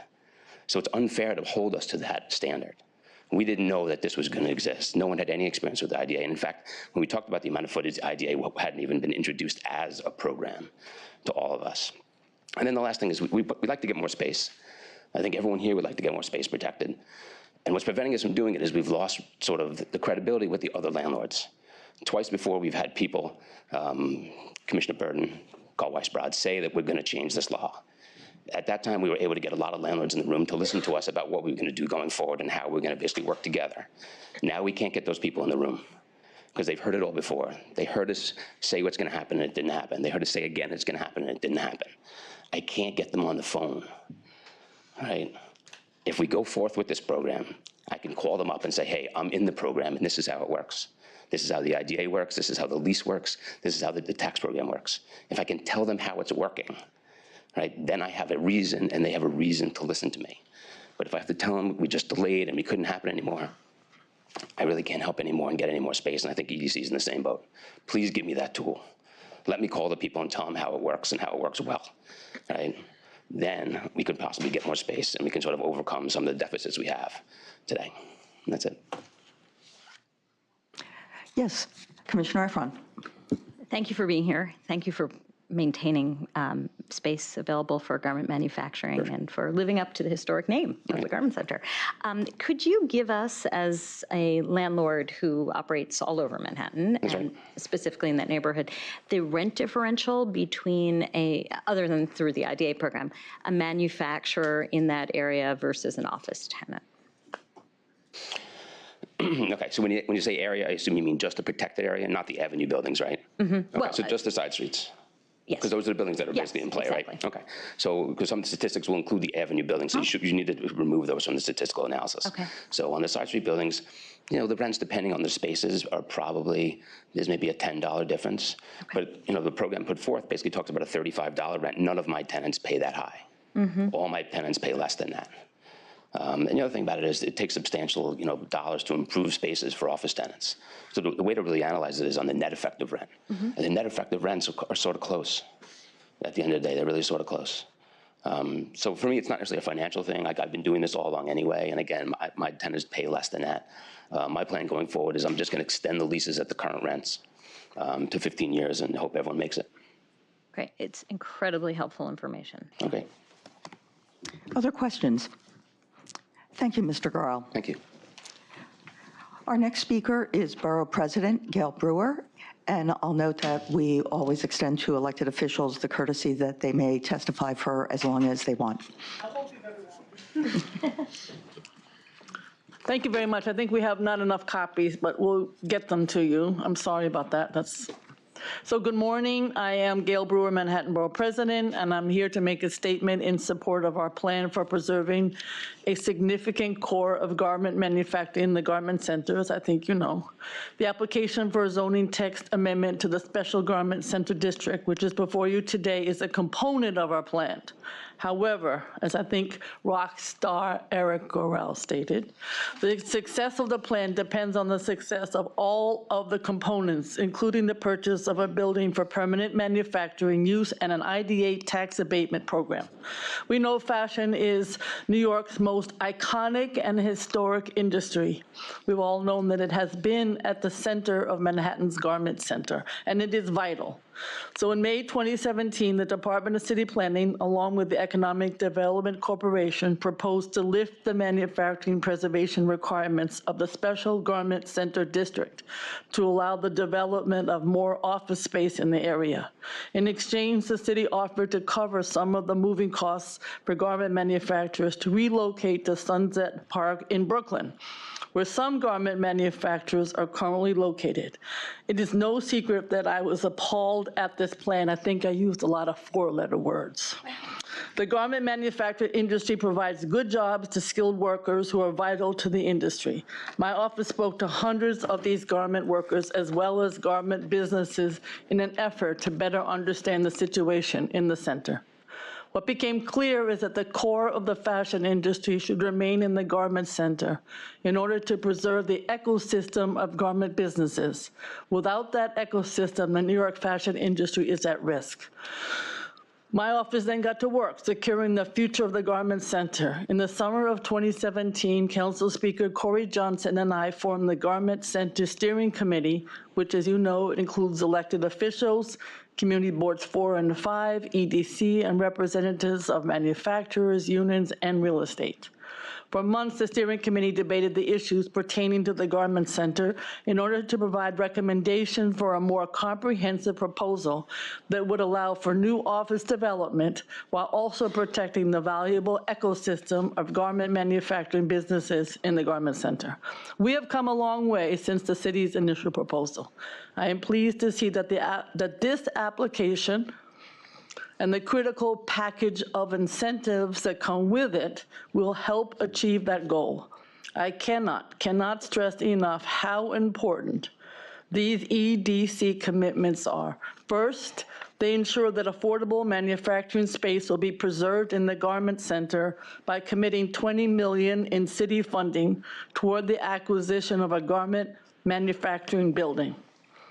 That building will be selected through an RFEI, request for expressions of interest process. The building will also be purchased with a not-for-profit partner who will also manage the building as a permanent, affordable garment production space. Second, EDC, through its IDA program, will provide incentives for owners who provide 15-year leases with affordable rents of $35 per square foot or less to manufacturing tenants.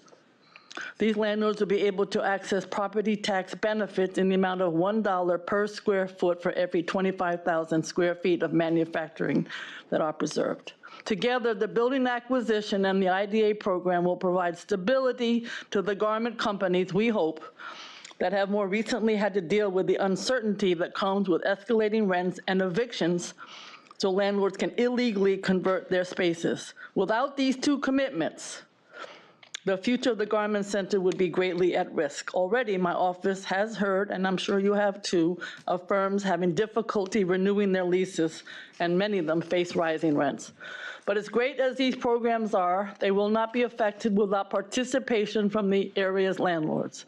As it stands, we need to secure more affordable manufacturing space.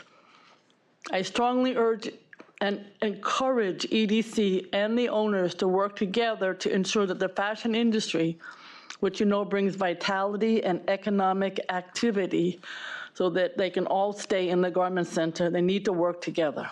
The proposed package also provides for other improvements to the Garment Center. They are, as you know, one, allowing manufacturing buildings that are west of 8th Avenue and larger than 70,000 square feet to convert to commercial use. Number two, establishing a special permit requirement for any new hotels, which will be a welcome change in light of the major proliferation of hotels in the area.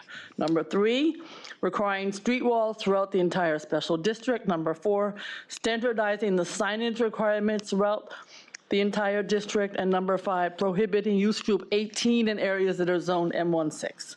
These improvements will ensure that the fabric of the Garment Center is preserved and then remains a distinct New York City neighborhood, something that is so valuable as neighborhoods start to look more and more the same. If I see 7-Eleven, I say I throw up. That's just me. The main goal of the Special Garment Center District, when it was created in 1987, was to preserve the production of apparel and the jobs that came with it. I support this application and its complementary incentive package because they maintain that goal. I've made the following additional recommendations to bolster the goal. In my official recommendation of August 20th, 2018, I noted that the following three conditions must be accomplished prior to approval of the zoning text amendment. One, as I think we said above, EDC must demonstrate that it has or expects to receive one or more credible responses to the RFEI, and feasible sites must have been identified, or EDC must be making any necessary changes to the RFEI to accomplish the goals. Number two, the city must also commit to a reasonable amount of additional funding beyond $20 million, because no building is going to cost $20 million, should that amount prove inadequate, which it will. Number three, the IDA must have approved or have pending before it applications for the 300,000 square feet of space for which EDC currently has signed letters of intent. Additionally, EDC, with the assistance of the Garment District Alliance, must make every effort to obtain as much additional square footage for the IDA program so that a minimum of 500,000 total square feet is preserved. On September 18th, the IDA board approved the inclusion of 3 buildings to its program. These buildings total 200,000 square feet, and we've been told that a 4th building that we expected a vote on in November may be at risk. We need that additional 100,000 square feet represented by that building. I know EDC is working hard with the Garment District Alliance. We all need to emphasize to all parties, this is a critical part of the plan. Next week, EDC will release RFEI, which is a big step towards securing affordable garment manufacturing space. And I'm hoping that the city will make available additional resources. Finally, I made following additional recommendations. Number 4, EDC and the administration should make every effort to preserve an additional 180,000 square feet of manufacturing space in the Garment Center to make up for space preserved under the current zoning restriction, including but not limited to, seeking to include the portion of the currently preserved space that is still used as manufacturing space in the IDA program. 5, EDC, IDA, and the city should ensure that adequate monitoring and enforcement of the lease terms and tax abatement program is occurring consistently throughout the term of the program. The importance of enforcement is not lost on me or on anyone in the Garment Center. Had the original one-to-one manufacturing preservation requirements been monitored and enforced by the city agencies over these decades, we would not be where we are today. According to city planning, over 4 million square feet of previously manufacturing space in the Garment Center has been illegally converted to office use. These great programs will be naught if there's no adequate enforcement to accompany them. Number 6, the IDA tax abatement and therefore the affordability of the manufacturing space should be extendable after the 15-year term, if the owners agree. Number 7, EDC and the city should partner with additional workforce pipelines, institutions, and community organizations to increase vocational training, education, and job placement in the Garment Center, and I think they are doing that.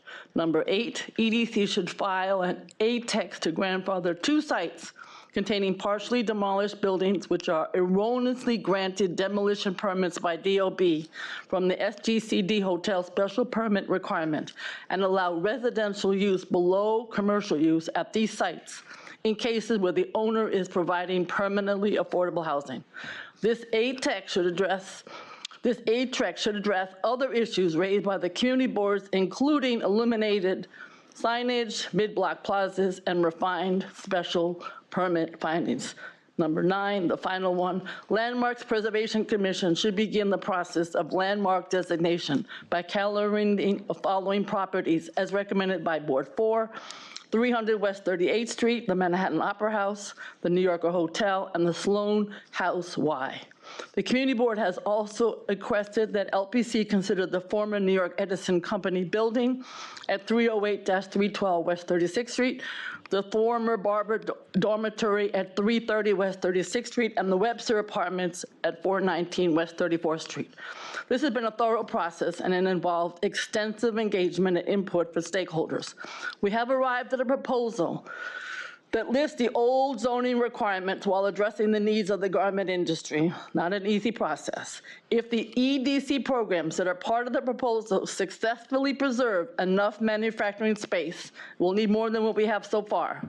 The New York fashion industry and the city as a whole stand to benefit. So I urge you to approve the proposal before you today, but I also urge EDC and the owners of the Garment Center to enroll more buildings and more space in the IDA program.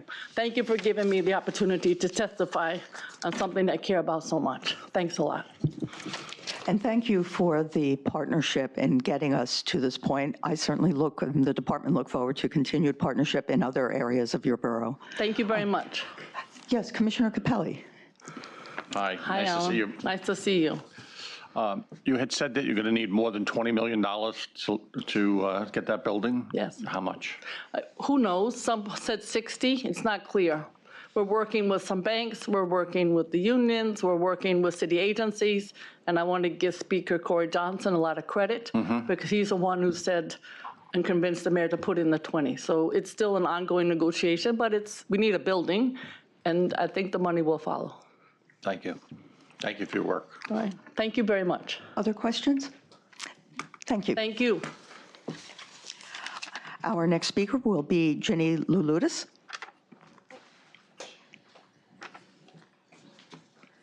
Good morning. My name is Ginny Laludis, and I'm the Executive Director of the Alliance of Resident Theaters New York, also known as Art New York, the service and advocacy organization for New York City's 400-plus nonprofit theaters. I want to thank the City Planning Commission for allowing me to testify this morning.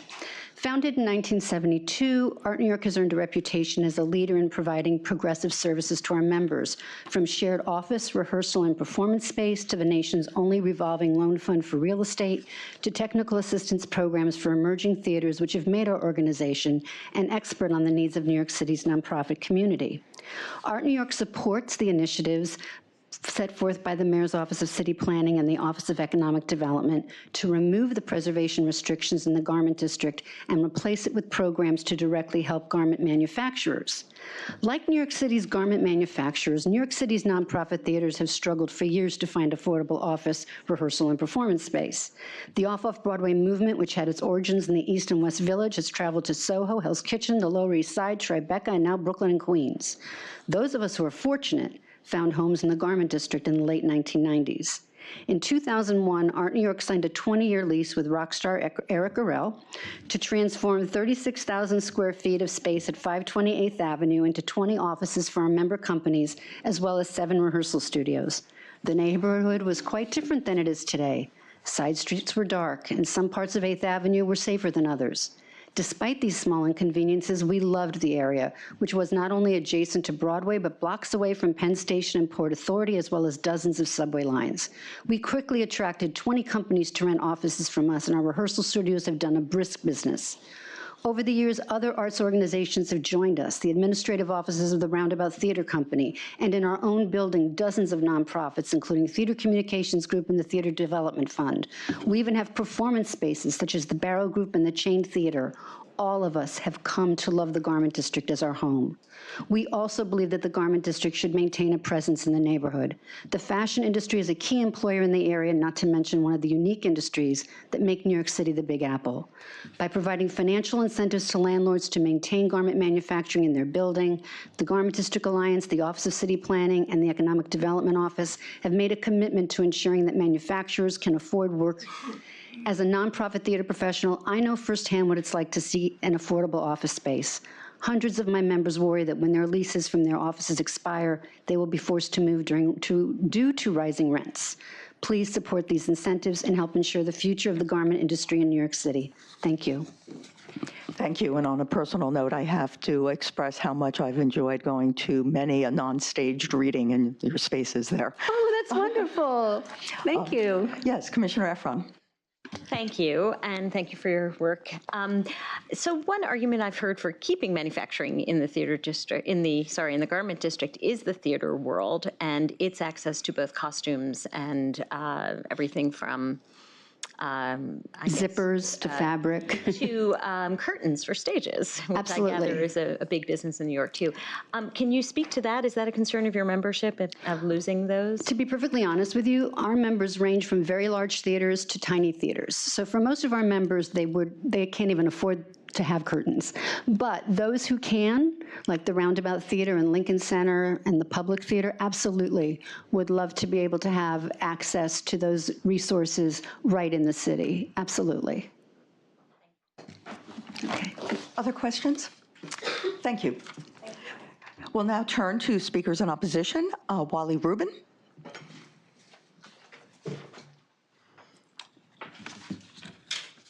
I just told rock star Eric Arel that he made the best possible argument in opposition to what I'm about to say. I'm Wally Rubin, District Manager of Community Board 5. Thank you for this opportunity to make these brief remarks.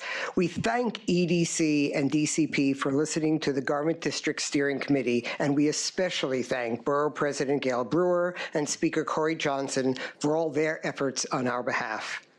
It took a lot of work to get us to this point, but we are excited by the prospect of a city-supported acquisition of a building that would be dedicated permanently to garment manufacturing use. We are encouraged by the efforts EDC is making to convince local business owners to join the IDA abatement program, though we believe the tax benefits should be made permanent and not just for 15 years.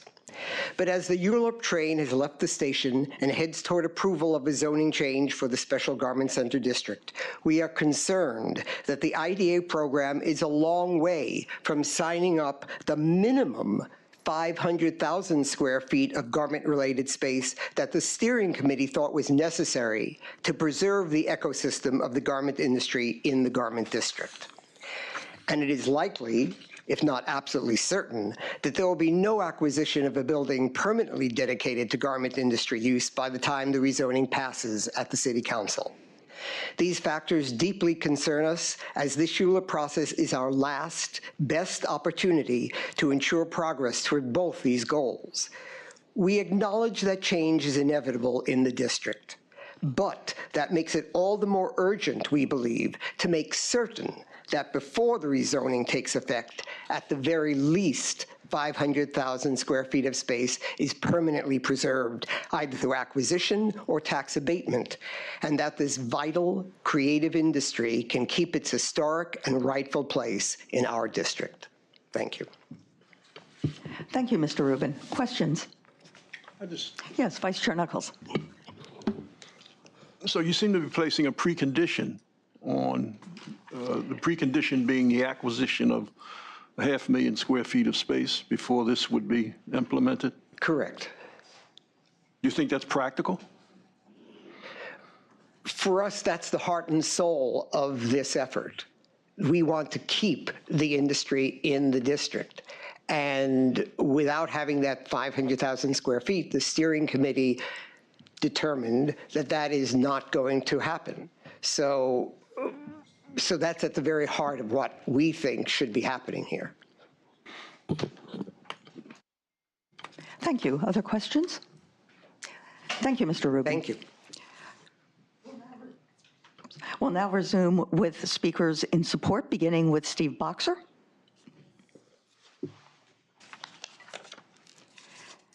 And he will be followed by Tara Kelly. Good morning, members of the City Planning Commission. My name is Steve Boxer. I'm the owner of Pachyderm Consulting, a IT consulting firm and managed service provider located at 66 West 38th Street. I support the proposal to lift use restrictions in the garment district because we need more office space for companies like mine that are growing in the neighborhood and that have a need to be here. I moved to the garment district in 2001 because of the central location and the excellent transit network that are essential to my business. My employees spend our days going back and forth to clients, so having a garment district location makes my business considerably more efficient.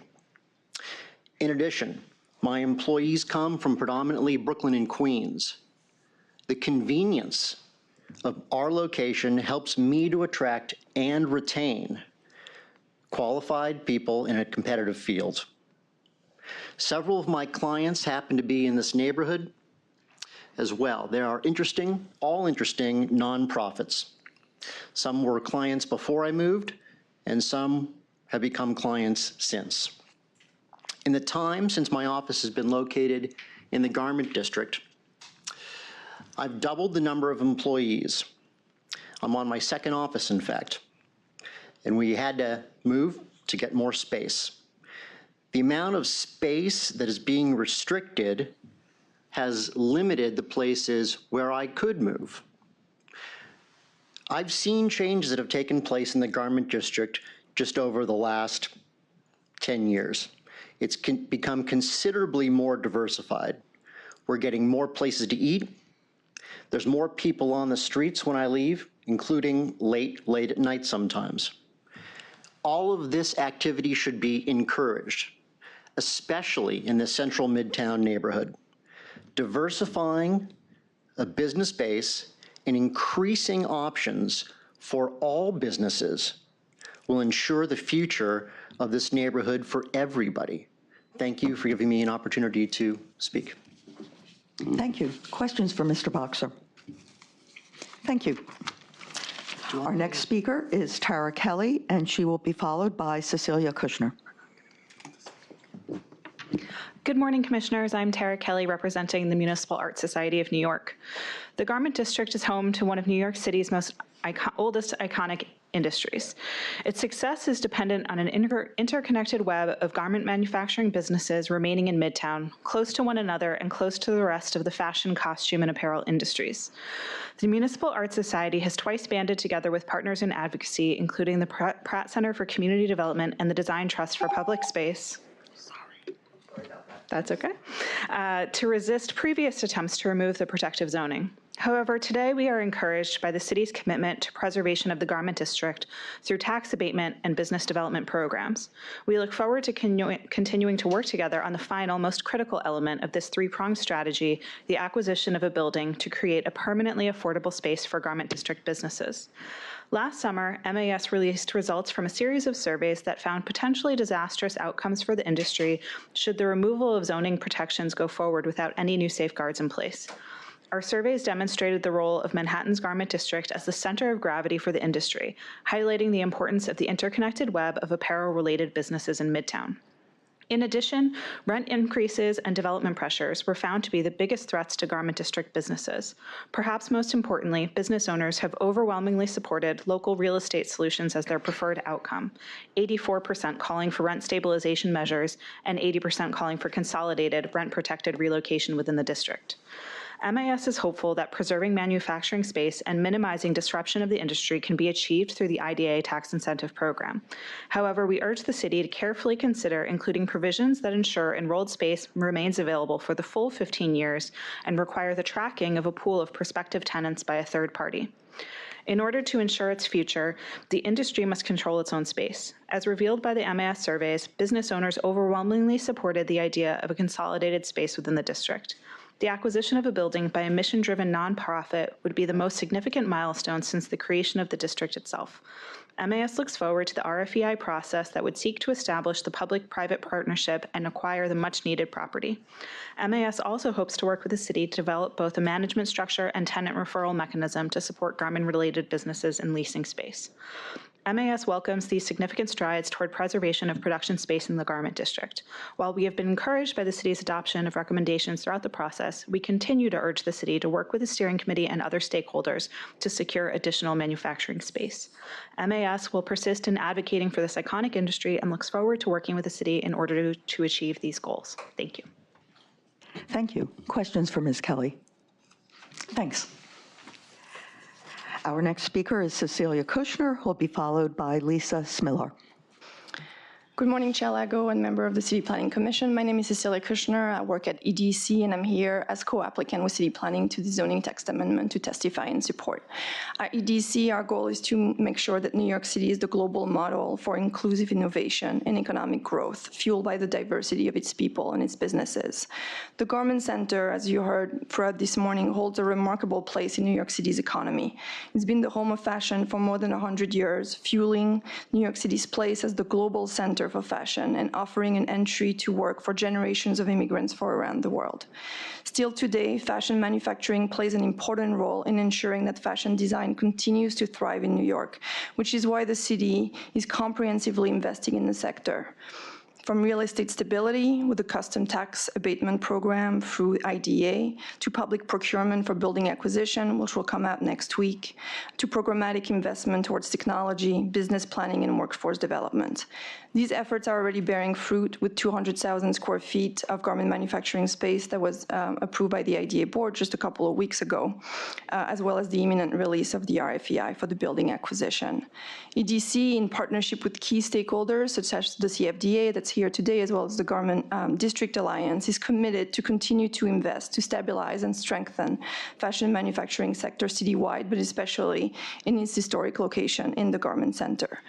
Having been part of this process for the last 3 years, I also want to take the opportunity to recognize the leadership of Board President Brewer and Speaker Johnson and all the members of the steering committee in allowing us to come up with a solution that allows the district and the sector to move forward with these historic investments. So while supporting fashion manufacturing in its historic home is critical and a key goal to the city and its administration in EDC, supporting the changing and growing role that the Garment Center plays in the overall New York City economy is also an important goal of EDC and the city. As I stated on Monday, since 1987, when the zoning was put in place, the economy of the area has changed a lot, with a significant decline in garment manufacturing that really mirrors a decline of the industry overall in the nation. Over time, vacant spaces have been filled, and the district is showing tremendous job growth, which is not something that we take for granted at EDC. Over half of the employment in the district is in the creative economy, with fashion leading, but also with many non-for-profit, education and healthcare startup, as well as architecture and engineering firms. Most of these firms occupy small spaces, on average 3,000 square feet, and have less than 15 employees.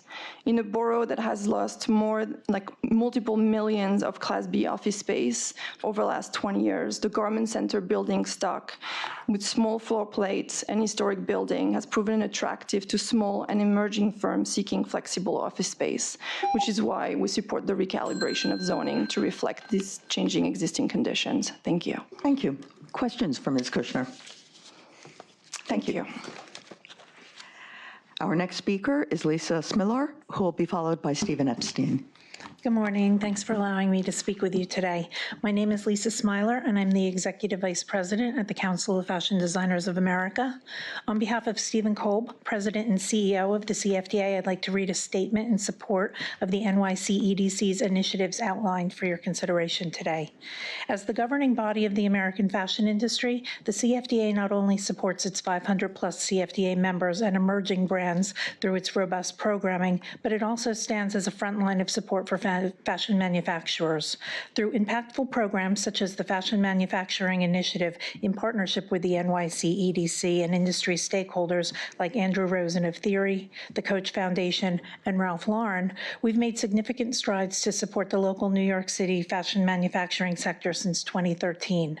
FMI includes the FMI Grant Fund, which has invested $2.8 million made to 25 fashion manufacturers, of which 13 have been located in Midtown Manhattan, to invest in advanced technology as well as manufacturing showcases, collaboration, and workforce development programming. FMI has brought local manufacturing to the forefront of the industry's conversations and helped build crucial relationships between designer and manufacturer, which leads to more economic growth for the city. We believe the future of the industry is a citywide ecosystem, and we remain committed to supporting factories in Midtown. This is why the CFDA fully supports the EDC's ideas put forth, including the IDA program, including IDA tax abatements for 327 West 36th Street LLC, 37th Arcade Company LLC, and 247 West 37th Street Associates LLC, and the building procurement. Mechanisms such as the zoning preservation have been proven to be lacking system for fashion manufacturing, and we believe these modern ideas will help preserve fashion manufacturing in New York's Garment Center. These solutions were researched thoroughly in direct response to the Garment Center Steering Committee from last summer and are a viable option to help move the fashion manufacturing sector forward. Thank you. Thank you, Ms. Smiler. Questions? Thanks. Our next speaker is Stephen Epstein, who will be followed by Samantha Cortez.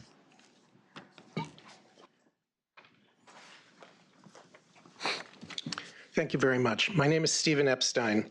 As a member of Theatrical Wardrobe Union Local 764 of the IATSE, I represent 1,563 wardrobe workers and costumers, all of whom use the businesses and services provided in the Garment District in their daily work lives.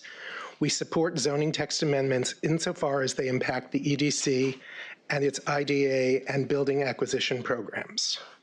People who come to New York to experience the magic of a Broadway show, much of that magic is born in the Garment Center, where fabrics and trims are all combined at costume shops to create the enchanting costumes that delight audiences that attend Disney musicals, or the sharp uniforms that create the look for the cast of Hamilton. These shows and dozens of others are kept clean, neat, and in good repair with supplies that are purchased in the Garment Center. The Metropolitan Opera, American Ballet Theater, and performing arts companies all over the city rely on the textiles and notions available here. Television shows and movie sets stock up on goods that are used every day, purchased in the Garment Center. The health and continued presence of the Garment Center and its Midtown location are vital to the success of the entertainment industry, and in turn, the success of the entertainment industry is vital to the economy of New York City. The Garment Center has a unique place in the history of New York City, the fashion industry, and the theater industry. These industries need the support and protection of the city. The iconic Garment Center, if displaced, will never be rebuilt. It will be lost to the city forever, and that is a loss we cannot afford. Please help make sure that the Garment Center can retain its current location and importance, and only allow zoning changes that will keep this vital neighborhood and the industries it serves healthy. Thank you. Thank you, Mr. Epstein. Questions? Thanks. We'll now turn to speakers in opposition. Samantha Cortes, who will be followed by Andrew Strickland. I'm Charles Beckwith. I'm with Samantha Cortes. I'm afraid you'll have to sign up separately. And I did. We didn't know we were both signing up. We're the same organization. I'm sorry, you'll have to sign up separately, and we'll get to you. At this point, it's Samantha Cortes. Okay.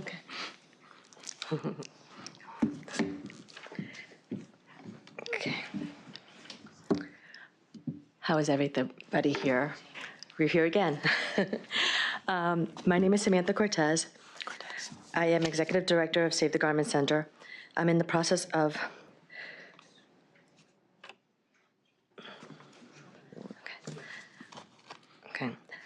I recognize that the landlords in the garment district like a profit and investment and less interference. But the recent EDC proposal stripped the protections immediately. The past rezoning that they did, they stripped the restrictions immediately and ended up causing a lot of pain to a lot of designers and manufacturers. I know that they have done an extensive research and they have put together a lot of information to protect the zoning laws. And the issue right now is that there's not enough square footage for the manufacturers. And there won't be 200, does not, just 200, a building of 200,000 square feet does not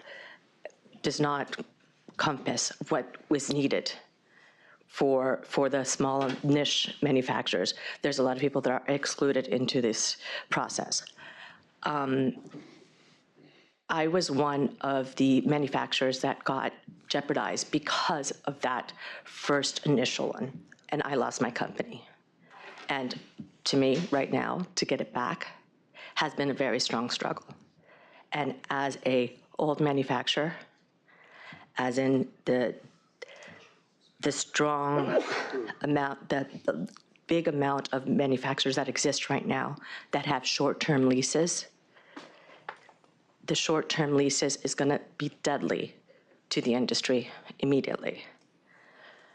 So I would like you to consider and look at the square footage that's been entitled to the manufacturers and look at the other opposing people that have done research, an extensive amount of research of what's really needed for the Garment Center, and take that in consideration in any changes that will be done for the industry. Any questions? Thank you, Ms. Cortes. Yes. Questions? Thank you. And we have figured out what the challenge was, which is that Mr. Beckwith was signed up erroneously as being in favor, and so I would now call you forward, and then he'll be followed by Andrew Strickland. Thank you. I'm Charles Beckwith. I'm the Director of Communications for Save the Garment Center. This is our Executive Director, Samantha. I want to thank Gail Brewer for all of her support in championing this issue. Save the Garment Center is a nonprofit watchdog organization. We're not part of the steering committee. We've been watching everything very closely. We represent the interests of a diverse body of constituent groups in the Garment Center business ecosystem. One group is the manufacturers, one group is the designers, one group is the suppliers, and we kind of watch out for everybody. So we've been following this process and given input to the NYC EDC on the proposed changes to the zoning protections. The IDA didn't previously include the suppliers and service providers. It was only manufacturers, and now that they've amended the language to include those, which we're very appreciative of. The fashion business has an estimated $4.5 trillion global impact annually, and the product development ecosystem here in Midtown Manhattan makes New York City the commercial capital of that $4.5 trillion industry.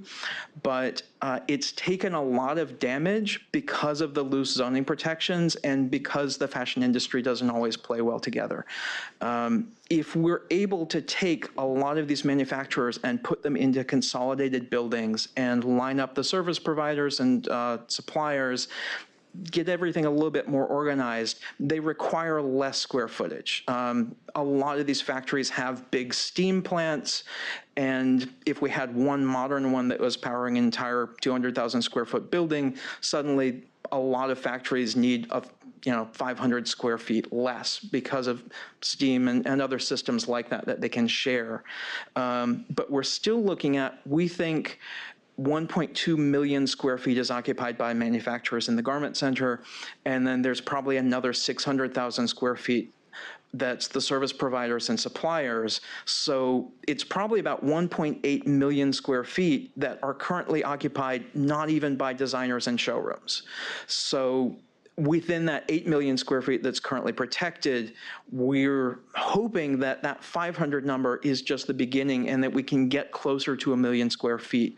If we can get that line of where these changes happen to be 750,000 square feet, we can go to the garment industry and find the money to put together a 250,000 square foot building. There aren't that many 200 or 300,000 square feet buildings available, but if we start with the 20 million the city has offered, and we can maybe get matching funds from the city to industry contributions, and maybe that's a loan or a bond of some sort that can be paid back, we can make this work. We really need to get much closer to 1 million square feet. Thank you. Questions for Mr. Beckwith? Thank you. And I am going to have to ask Mr. Strickland to wait just a bit more. What we do is we do 5 in favor, 5 in opposition, and we have just received another signed up speaker in opposition, Joe Restuccia.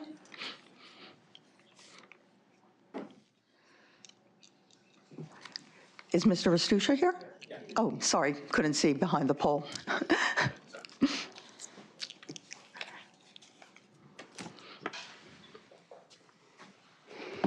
Good morning. My name is Joe Restuccia. I represent Manhattan Community Board 4. And the Garment Center, I would like to, we sent you quite a long letter. I know you've reviewed it and looked at it, but 2 specific items I want to focus on. The first one is, what the prior speaker mentioned, is the number of square feet to be preserved. We are looking to reach approximately 800,000 square feet through a combination of the building acquisition and another 200,000 square feet. We also proposed, there's roughly 187,000 square feet that has been preserved already. And we have gotten very unclear response both from EDC and DCP about this. That is deed restricted today. The answer is, well, it may not be used for garment center uses. We understand that. However, it has been deed restricted as per the zoning, and we ask you to look at that as a resource to try to up the number of square feet. So that's my basic thing I bring to you on the square feet, to try to achieve as close to 800,000 as possible. The second thing is the hotel special permits. We wrote to you when that zoning went through to make some changes to that. We'd like to make sure the consistency between the hotel special permit in the M zones and here is the same, but it's specifically, we asked for more clarifications about things like function, garbage, how the buildings actually work, because we now have, if you remember, an incredible number of hotel rooms in this area, 6,000 hotel rooms. It's kind of crazy. The last piece is something we are very concerned about that has been brought to the Commission and brought to HPD and brought to the Department of Buildings, the demo restriction language that is being clarified in this document. We have roughly 166 apartments that have been demolished by issuing permits in error by DOB, some of which are in the Garment Center in Area P2. And those owners, we have been able to negotiate from the Community Board to get permanent affordable housing to work out an arrangement with them to build hotels with permanent affordable housing. That text amendment request to be put into this zoning has not been entered. It would create approximately 24 permanently affordable units. And we are very concerned that as we proceed through this, the combination of being able to build affordable housing with a hotel through the special permit can be grandfathered in. And the second one is to get some sort of relief as opposed to what the department has said so far as the owner should go into a private application. The issue of affordable units being demolished was created by DOB through a poor text drafting from the original zoning, and we want a remedy. We don't want it to just disappear. We have willing owners to work with our community and with the city to provide permanent affordable housing. We should not walk away from it. Thank you. Thank you, Mr. Astucia. Questions? Yes, Commissioner Ortiz. Hi, Joe. How are you? You're as familiar with anybody of the real estate market in this area. Yes. One of the requests that was made was to look at the $20 million for acquisition and perhaps raise that number. And the question was asked to the borough president. Well, what should that be? What is an appropriate? We shouldn't be thinking about this as a blank check, but what's an appropriate allocation that might get us somewhere? Well, first and foremost, the 20 million is a portion of a larger project, right? So I believe if we are able to increase that by another 8 to 10 million, I think we're going to be able to leverage that further. Because it really is a leverage to get a real estate purchase. It's not a purchase for 20 million. Yeah. Okay, that's helpful.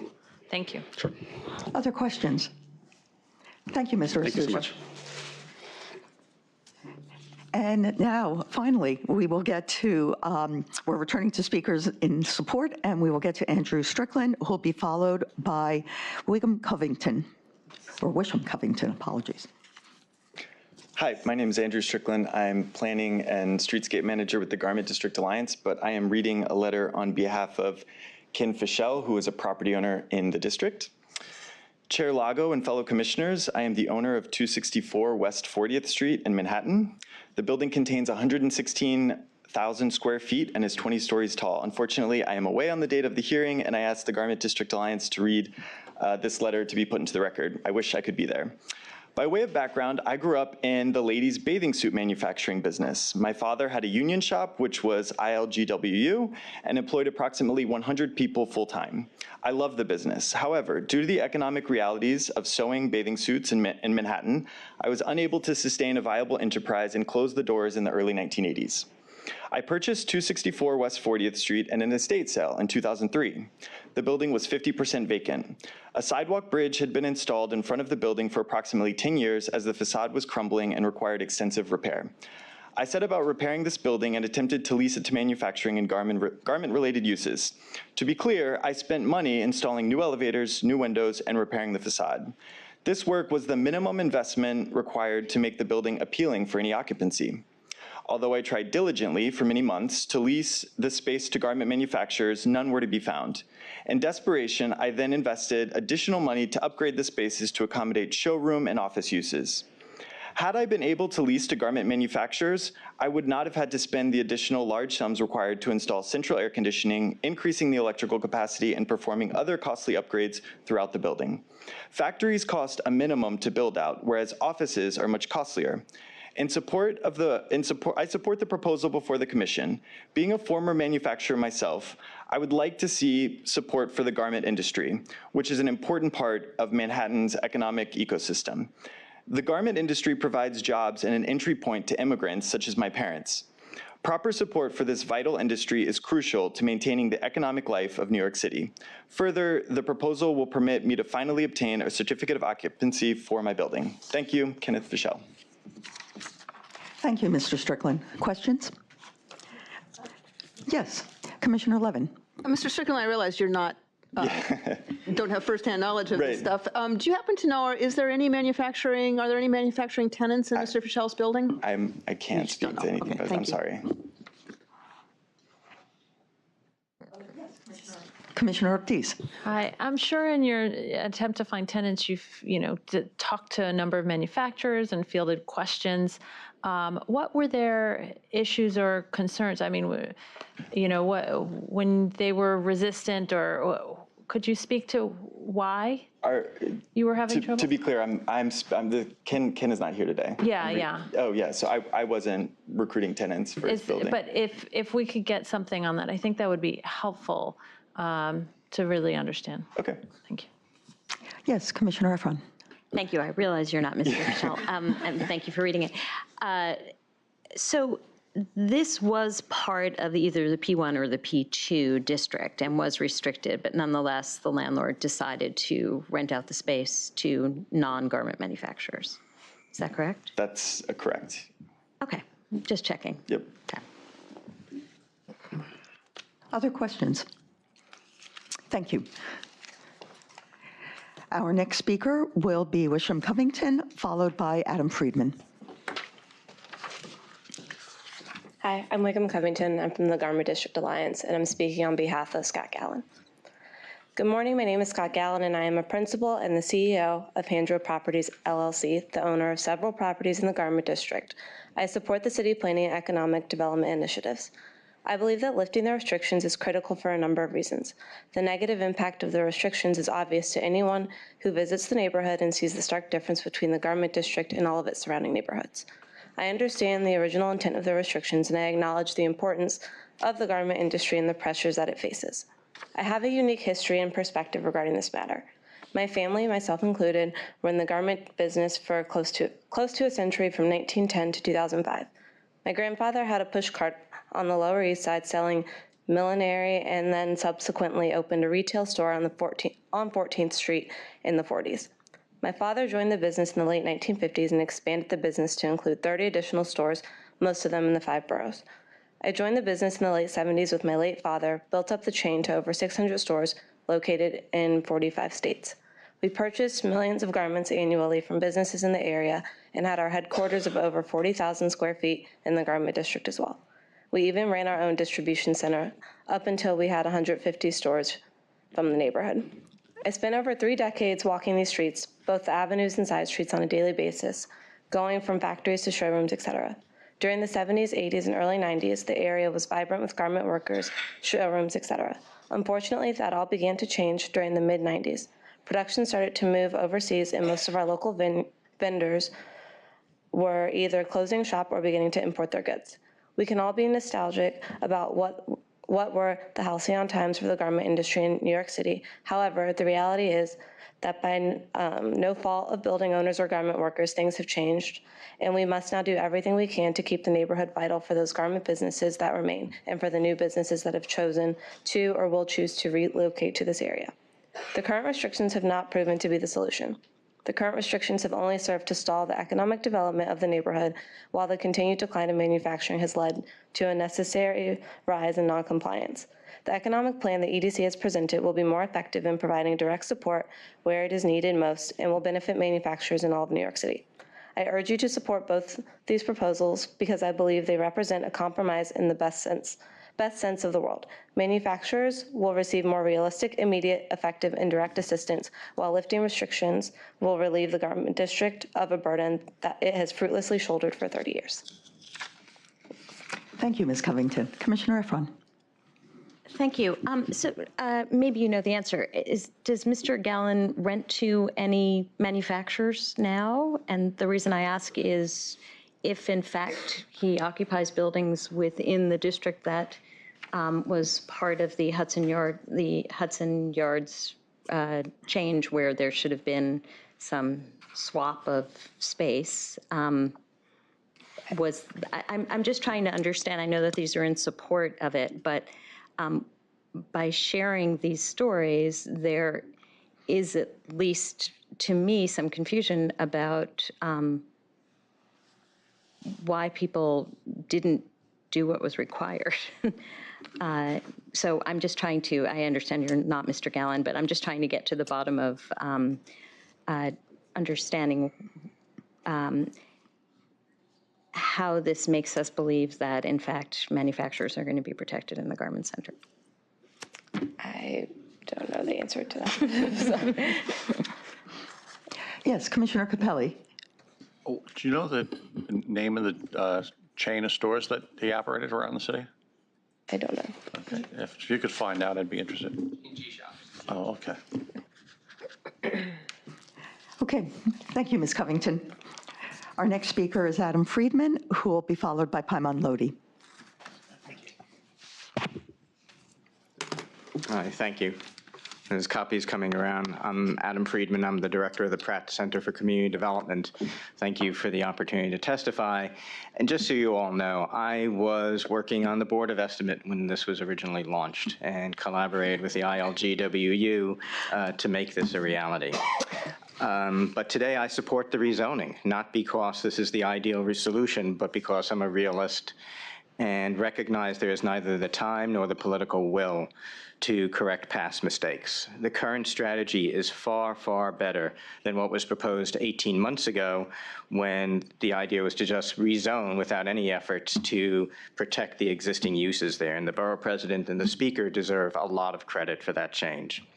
The challenge is now for the speaker to for the city to make good on its new strategies and to align the timing of the rezoning with the implementation of the new strategies. Securing up to 500,000 square feet of space through tax incentives and nonprofit acquisition is not a small challenge, but essential to the approval of the rezoning. And the borough president's amendments, I think, to that would be very helpful. But I want to use my time to correct some misunderstandings about the industry and the special districts in the hope that we can learn the lessons from the Garment Center and not repeat those mistakes, which I fear the city is already beginning to do as it maps innovation districts. The ecosystem has been sustained by the special district, which was really the first zoned innovation district. And contrary to what is often represented, the special district was a success. It was never intended to save the industry from international global competition. It was intended to protect an ecosystem with a mix of high-rent showrooms and low-rent production space. That was essential to the showrooms. It is a modern-day commons, and the special district was the strategy to protect the commons. The economics of the special district changed, and the city lacked the political will to enforce the zoning. When the district was created, showrooms paid higher rents than offices, but the growth in office rents far outpaced showroom rents, and the building owners' financial incentives for maintaining the showrooms and consequently for maintaining the commons disappeared. But that doesn't mean the production commons are less important to the industry. And while the industry is far less centralized than it was 30 years ago, we heard testimony at the community board hearings from designers and manufacturers all over the city that they use the Garment Center on an almost daily basis. So it remains critical to the citywide industry to maintain some of the production commons in a central location. I strongly support the city's efforts to subsidize the acquisition of space by a nonprofit that would provide space for the industry, a strategy we've been advocating for years. If ever there was a situation justifying some version of tax increment financing or value recovery, this would be it. For years, the city has failed to enforce the zoning and message the real estate industry. I'm sorry, Mr. Friedman. You've submitted your letter? Yes, I have. Thank you very much. Questions from the commission? Yes, Commissioner Ortiz. You mentioned there were a few misunderstandings that you'd like to elucidate. Could you summarize those quickly? Sure. The first really is that the value of the ecosystem to an innovation district and the need to recognize that there's high rent uses and low rent uses being crammed together. And I think it was understood that we could adapt that through zoning. And it's not working because the enforcement mechanisms were never there. So 2 years ago, the Planning Commission and the City Council enacted enhanced business zones along the Kent Avenue corridor. Those were Garment Center buildings that you're now creating. And the same fault that's embedded in the Garment Center zoning, I fear is embedded in the enhanced business districts. You're trying to get a mix of uses, but there's really no valid enforcement mechanism. Yes, Commissioner Efron. Thank you, and I should just state for the record that almost 2 decades ago, I chaired your board on manufacturing advocacy. Thank God. I'm not sure you want to associate yourself with me, but I felt I needed to associate myself with you. You walked me off the ledge many times. If I could just ask you to talk about what mechanisms you think would or could go in place? I mean, obviously, it's been said over and over again, zoning's a blunt instrument, but what needs to be put in place in both IBZs and in enhanced districts for? So I think there's a range of uses. Some of them we wrote about in what we can learn from San Francisco, which contrasted 25 Kent with 100 Hooper in San Francisco, where the industrial space is actually, some of it's owned, some of it's managed by a not-for-profit, and there's now a second and third building in that process going into that pipeline. But some of it was discussed around 25 Kent as well, where there'd be cyclical inspections, where there'd be much more stronger reporting mechanisms. So even if the building remains owned or managed by the developer, there's still some auditing process. In the instance of 25 Kent, there's a local development corporation there, Evergreen, which has its own property and could have played some partnership role with the developer. Thank you. Commissioner Ortiz. I don't know, reading between the lines, it seems that ownership is important. The ability, the enforcement issue is less of an issue if the manufacturers themselves own the space, it would seem, and the ability to maintain rents at a reasonable level. We've got $20 million set aside for the potential acquisition of space. We heard from Joe Restuccio that additional 8 to 10 might be necessary to be able to leverage additional funds. You recognize it's probably part of a bigger project. Is that critical to this? Is that sufficient? Should we be advocating for that additional level of funding? We've heard that a few times. Certainly, and I can come back to you with what reasonable amounts for, let's say, 100,000 square feet or 200,000 square feet. That would be because what very you're trying to do is close the gap. Yes. It's not total project cost. The other thing I would just say, we're advocating that an intermediary, a nonprofit dedicated to doing this, be brought in. And the challenge with industry owning the space itself, individual owners, individual manufacturers owning the space, is just the transaction costs are off the charts. And better they should be putting their money into training and equipment and marketing than into real estate. So the nonprofit ownership model. Yes. Yeah. Okay. Other questions? Thank you, Mr. Freedman. Thank you. Our next speaker is Paimon Lodi.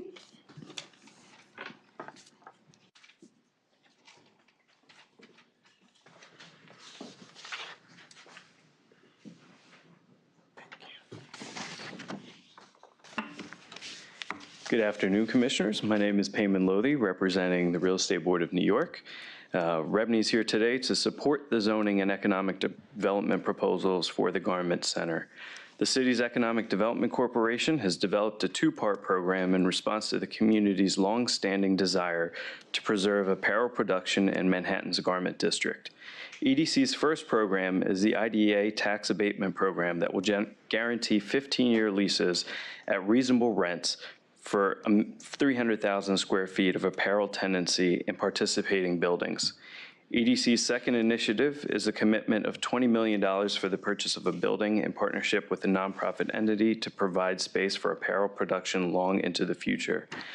Both of these programs were developed in response to the recommendations of the Garment Center Steering Committee and represent the most meaningful commitment the city has ever made to preserve apparel production in its historic home.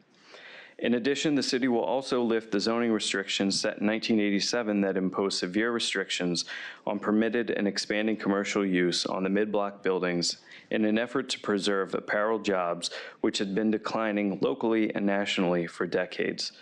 This restrictive zoning ultimately proved to be an inadequate tool in aiding the apparel industry, as has other manufacturing zoning designations throughout the city to preserve declining industrial jobs. However, these restrictions did nothing to slow the decline of apparel production in the area over the past 30 years, including the first 5 years in which the restrictions had regular enforcement. Zoning is simply an ineffective tool in protecting an industry from larger and evolving local, national, and global economic forces. The city imposed a unique but well-intentioned burden on mid-block buildings to halt the decline of apparel production jobs. However, 30 years of evidence shows that these restrictions did not achieve its goal. Instead, the city has developed a robust economic proposal at the behest of the community and industrial stakeholders, which will retain a core of the apparel manufacturing industry in the Garment Center for the long term. The Special Garment Center text amendment and EDC's proposal represent our best chance to assist the apparel manufacturing industry, and we urge the Commission to approve these actions. Thank you. Yes, Commissioner Efron. Thank you. I don't know if you know the answer to this, but I don't know who else to ask. As I understand it, the remedy for buildings that can't live up to their zoning is to go before the BSA. And these are sophisticated landlords in the Garment Center. There are sophisticated owners who own buildings there. To your knowledge, has there been a rush to the BSA to seek relief? No, and I think, to your point, the diversity of ownership in this area is quite unique. It is not the rock stars that we have here. They do not make up the majority. What we have found is that there are, in trying to recruit property owners to sign up for the IDA program, we have found that some are held in family trusts. Some buildings have been held for generations. They're not the most sophisticated. And they like collecting the rents that they have from the manufacturing tenants, and they're good with that. They don't like complications, and so something like a BSA process would scare them. Mm-hmm. I wasn't referring to the ones that have manufacturers. I meant the ones that decided to take it upon themselves to have office tenants instead of manufacturing. But thank you. Yes, Commissioner Knight. Damon, how are you? What are some of the barriers that some of the property owners talk about with respect to the IDA program?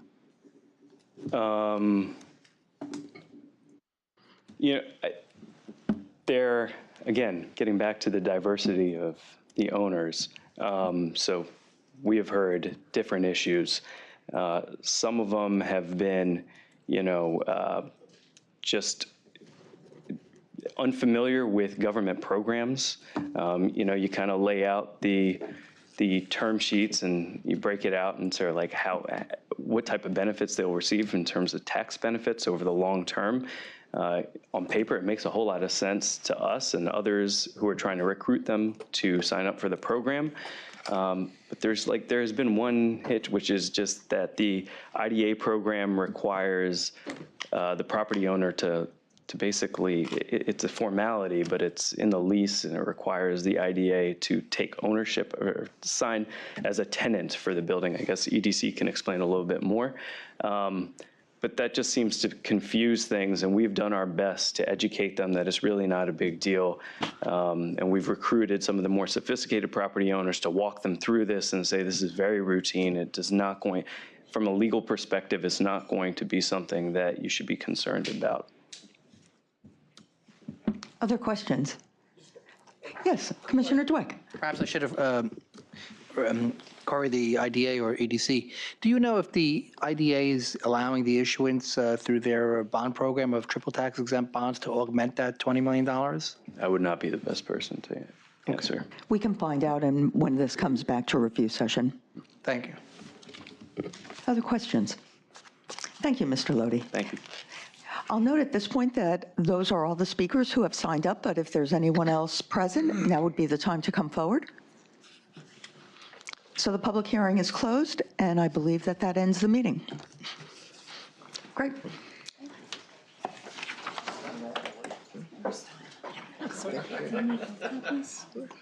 Thank you. Thank you so much. Thank you.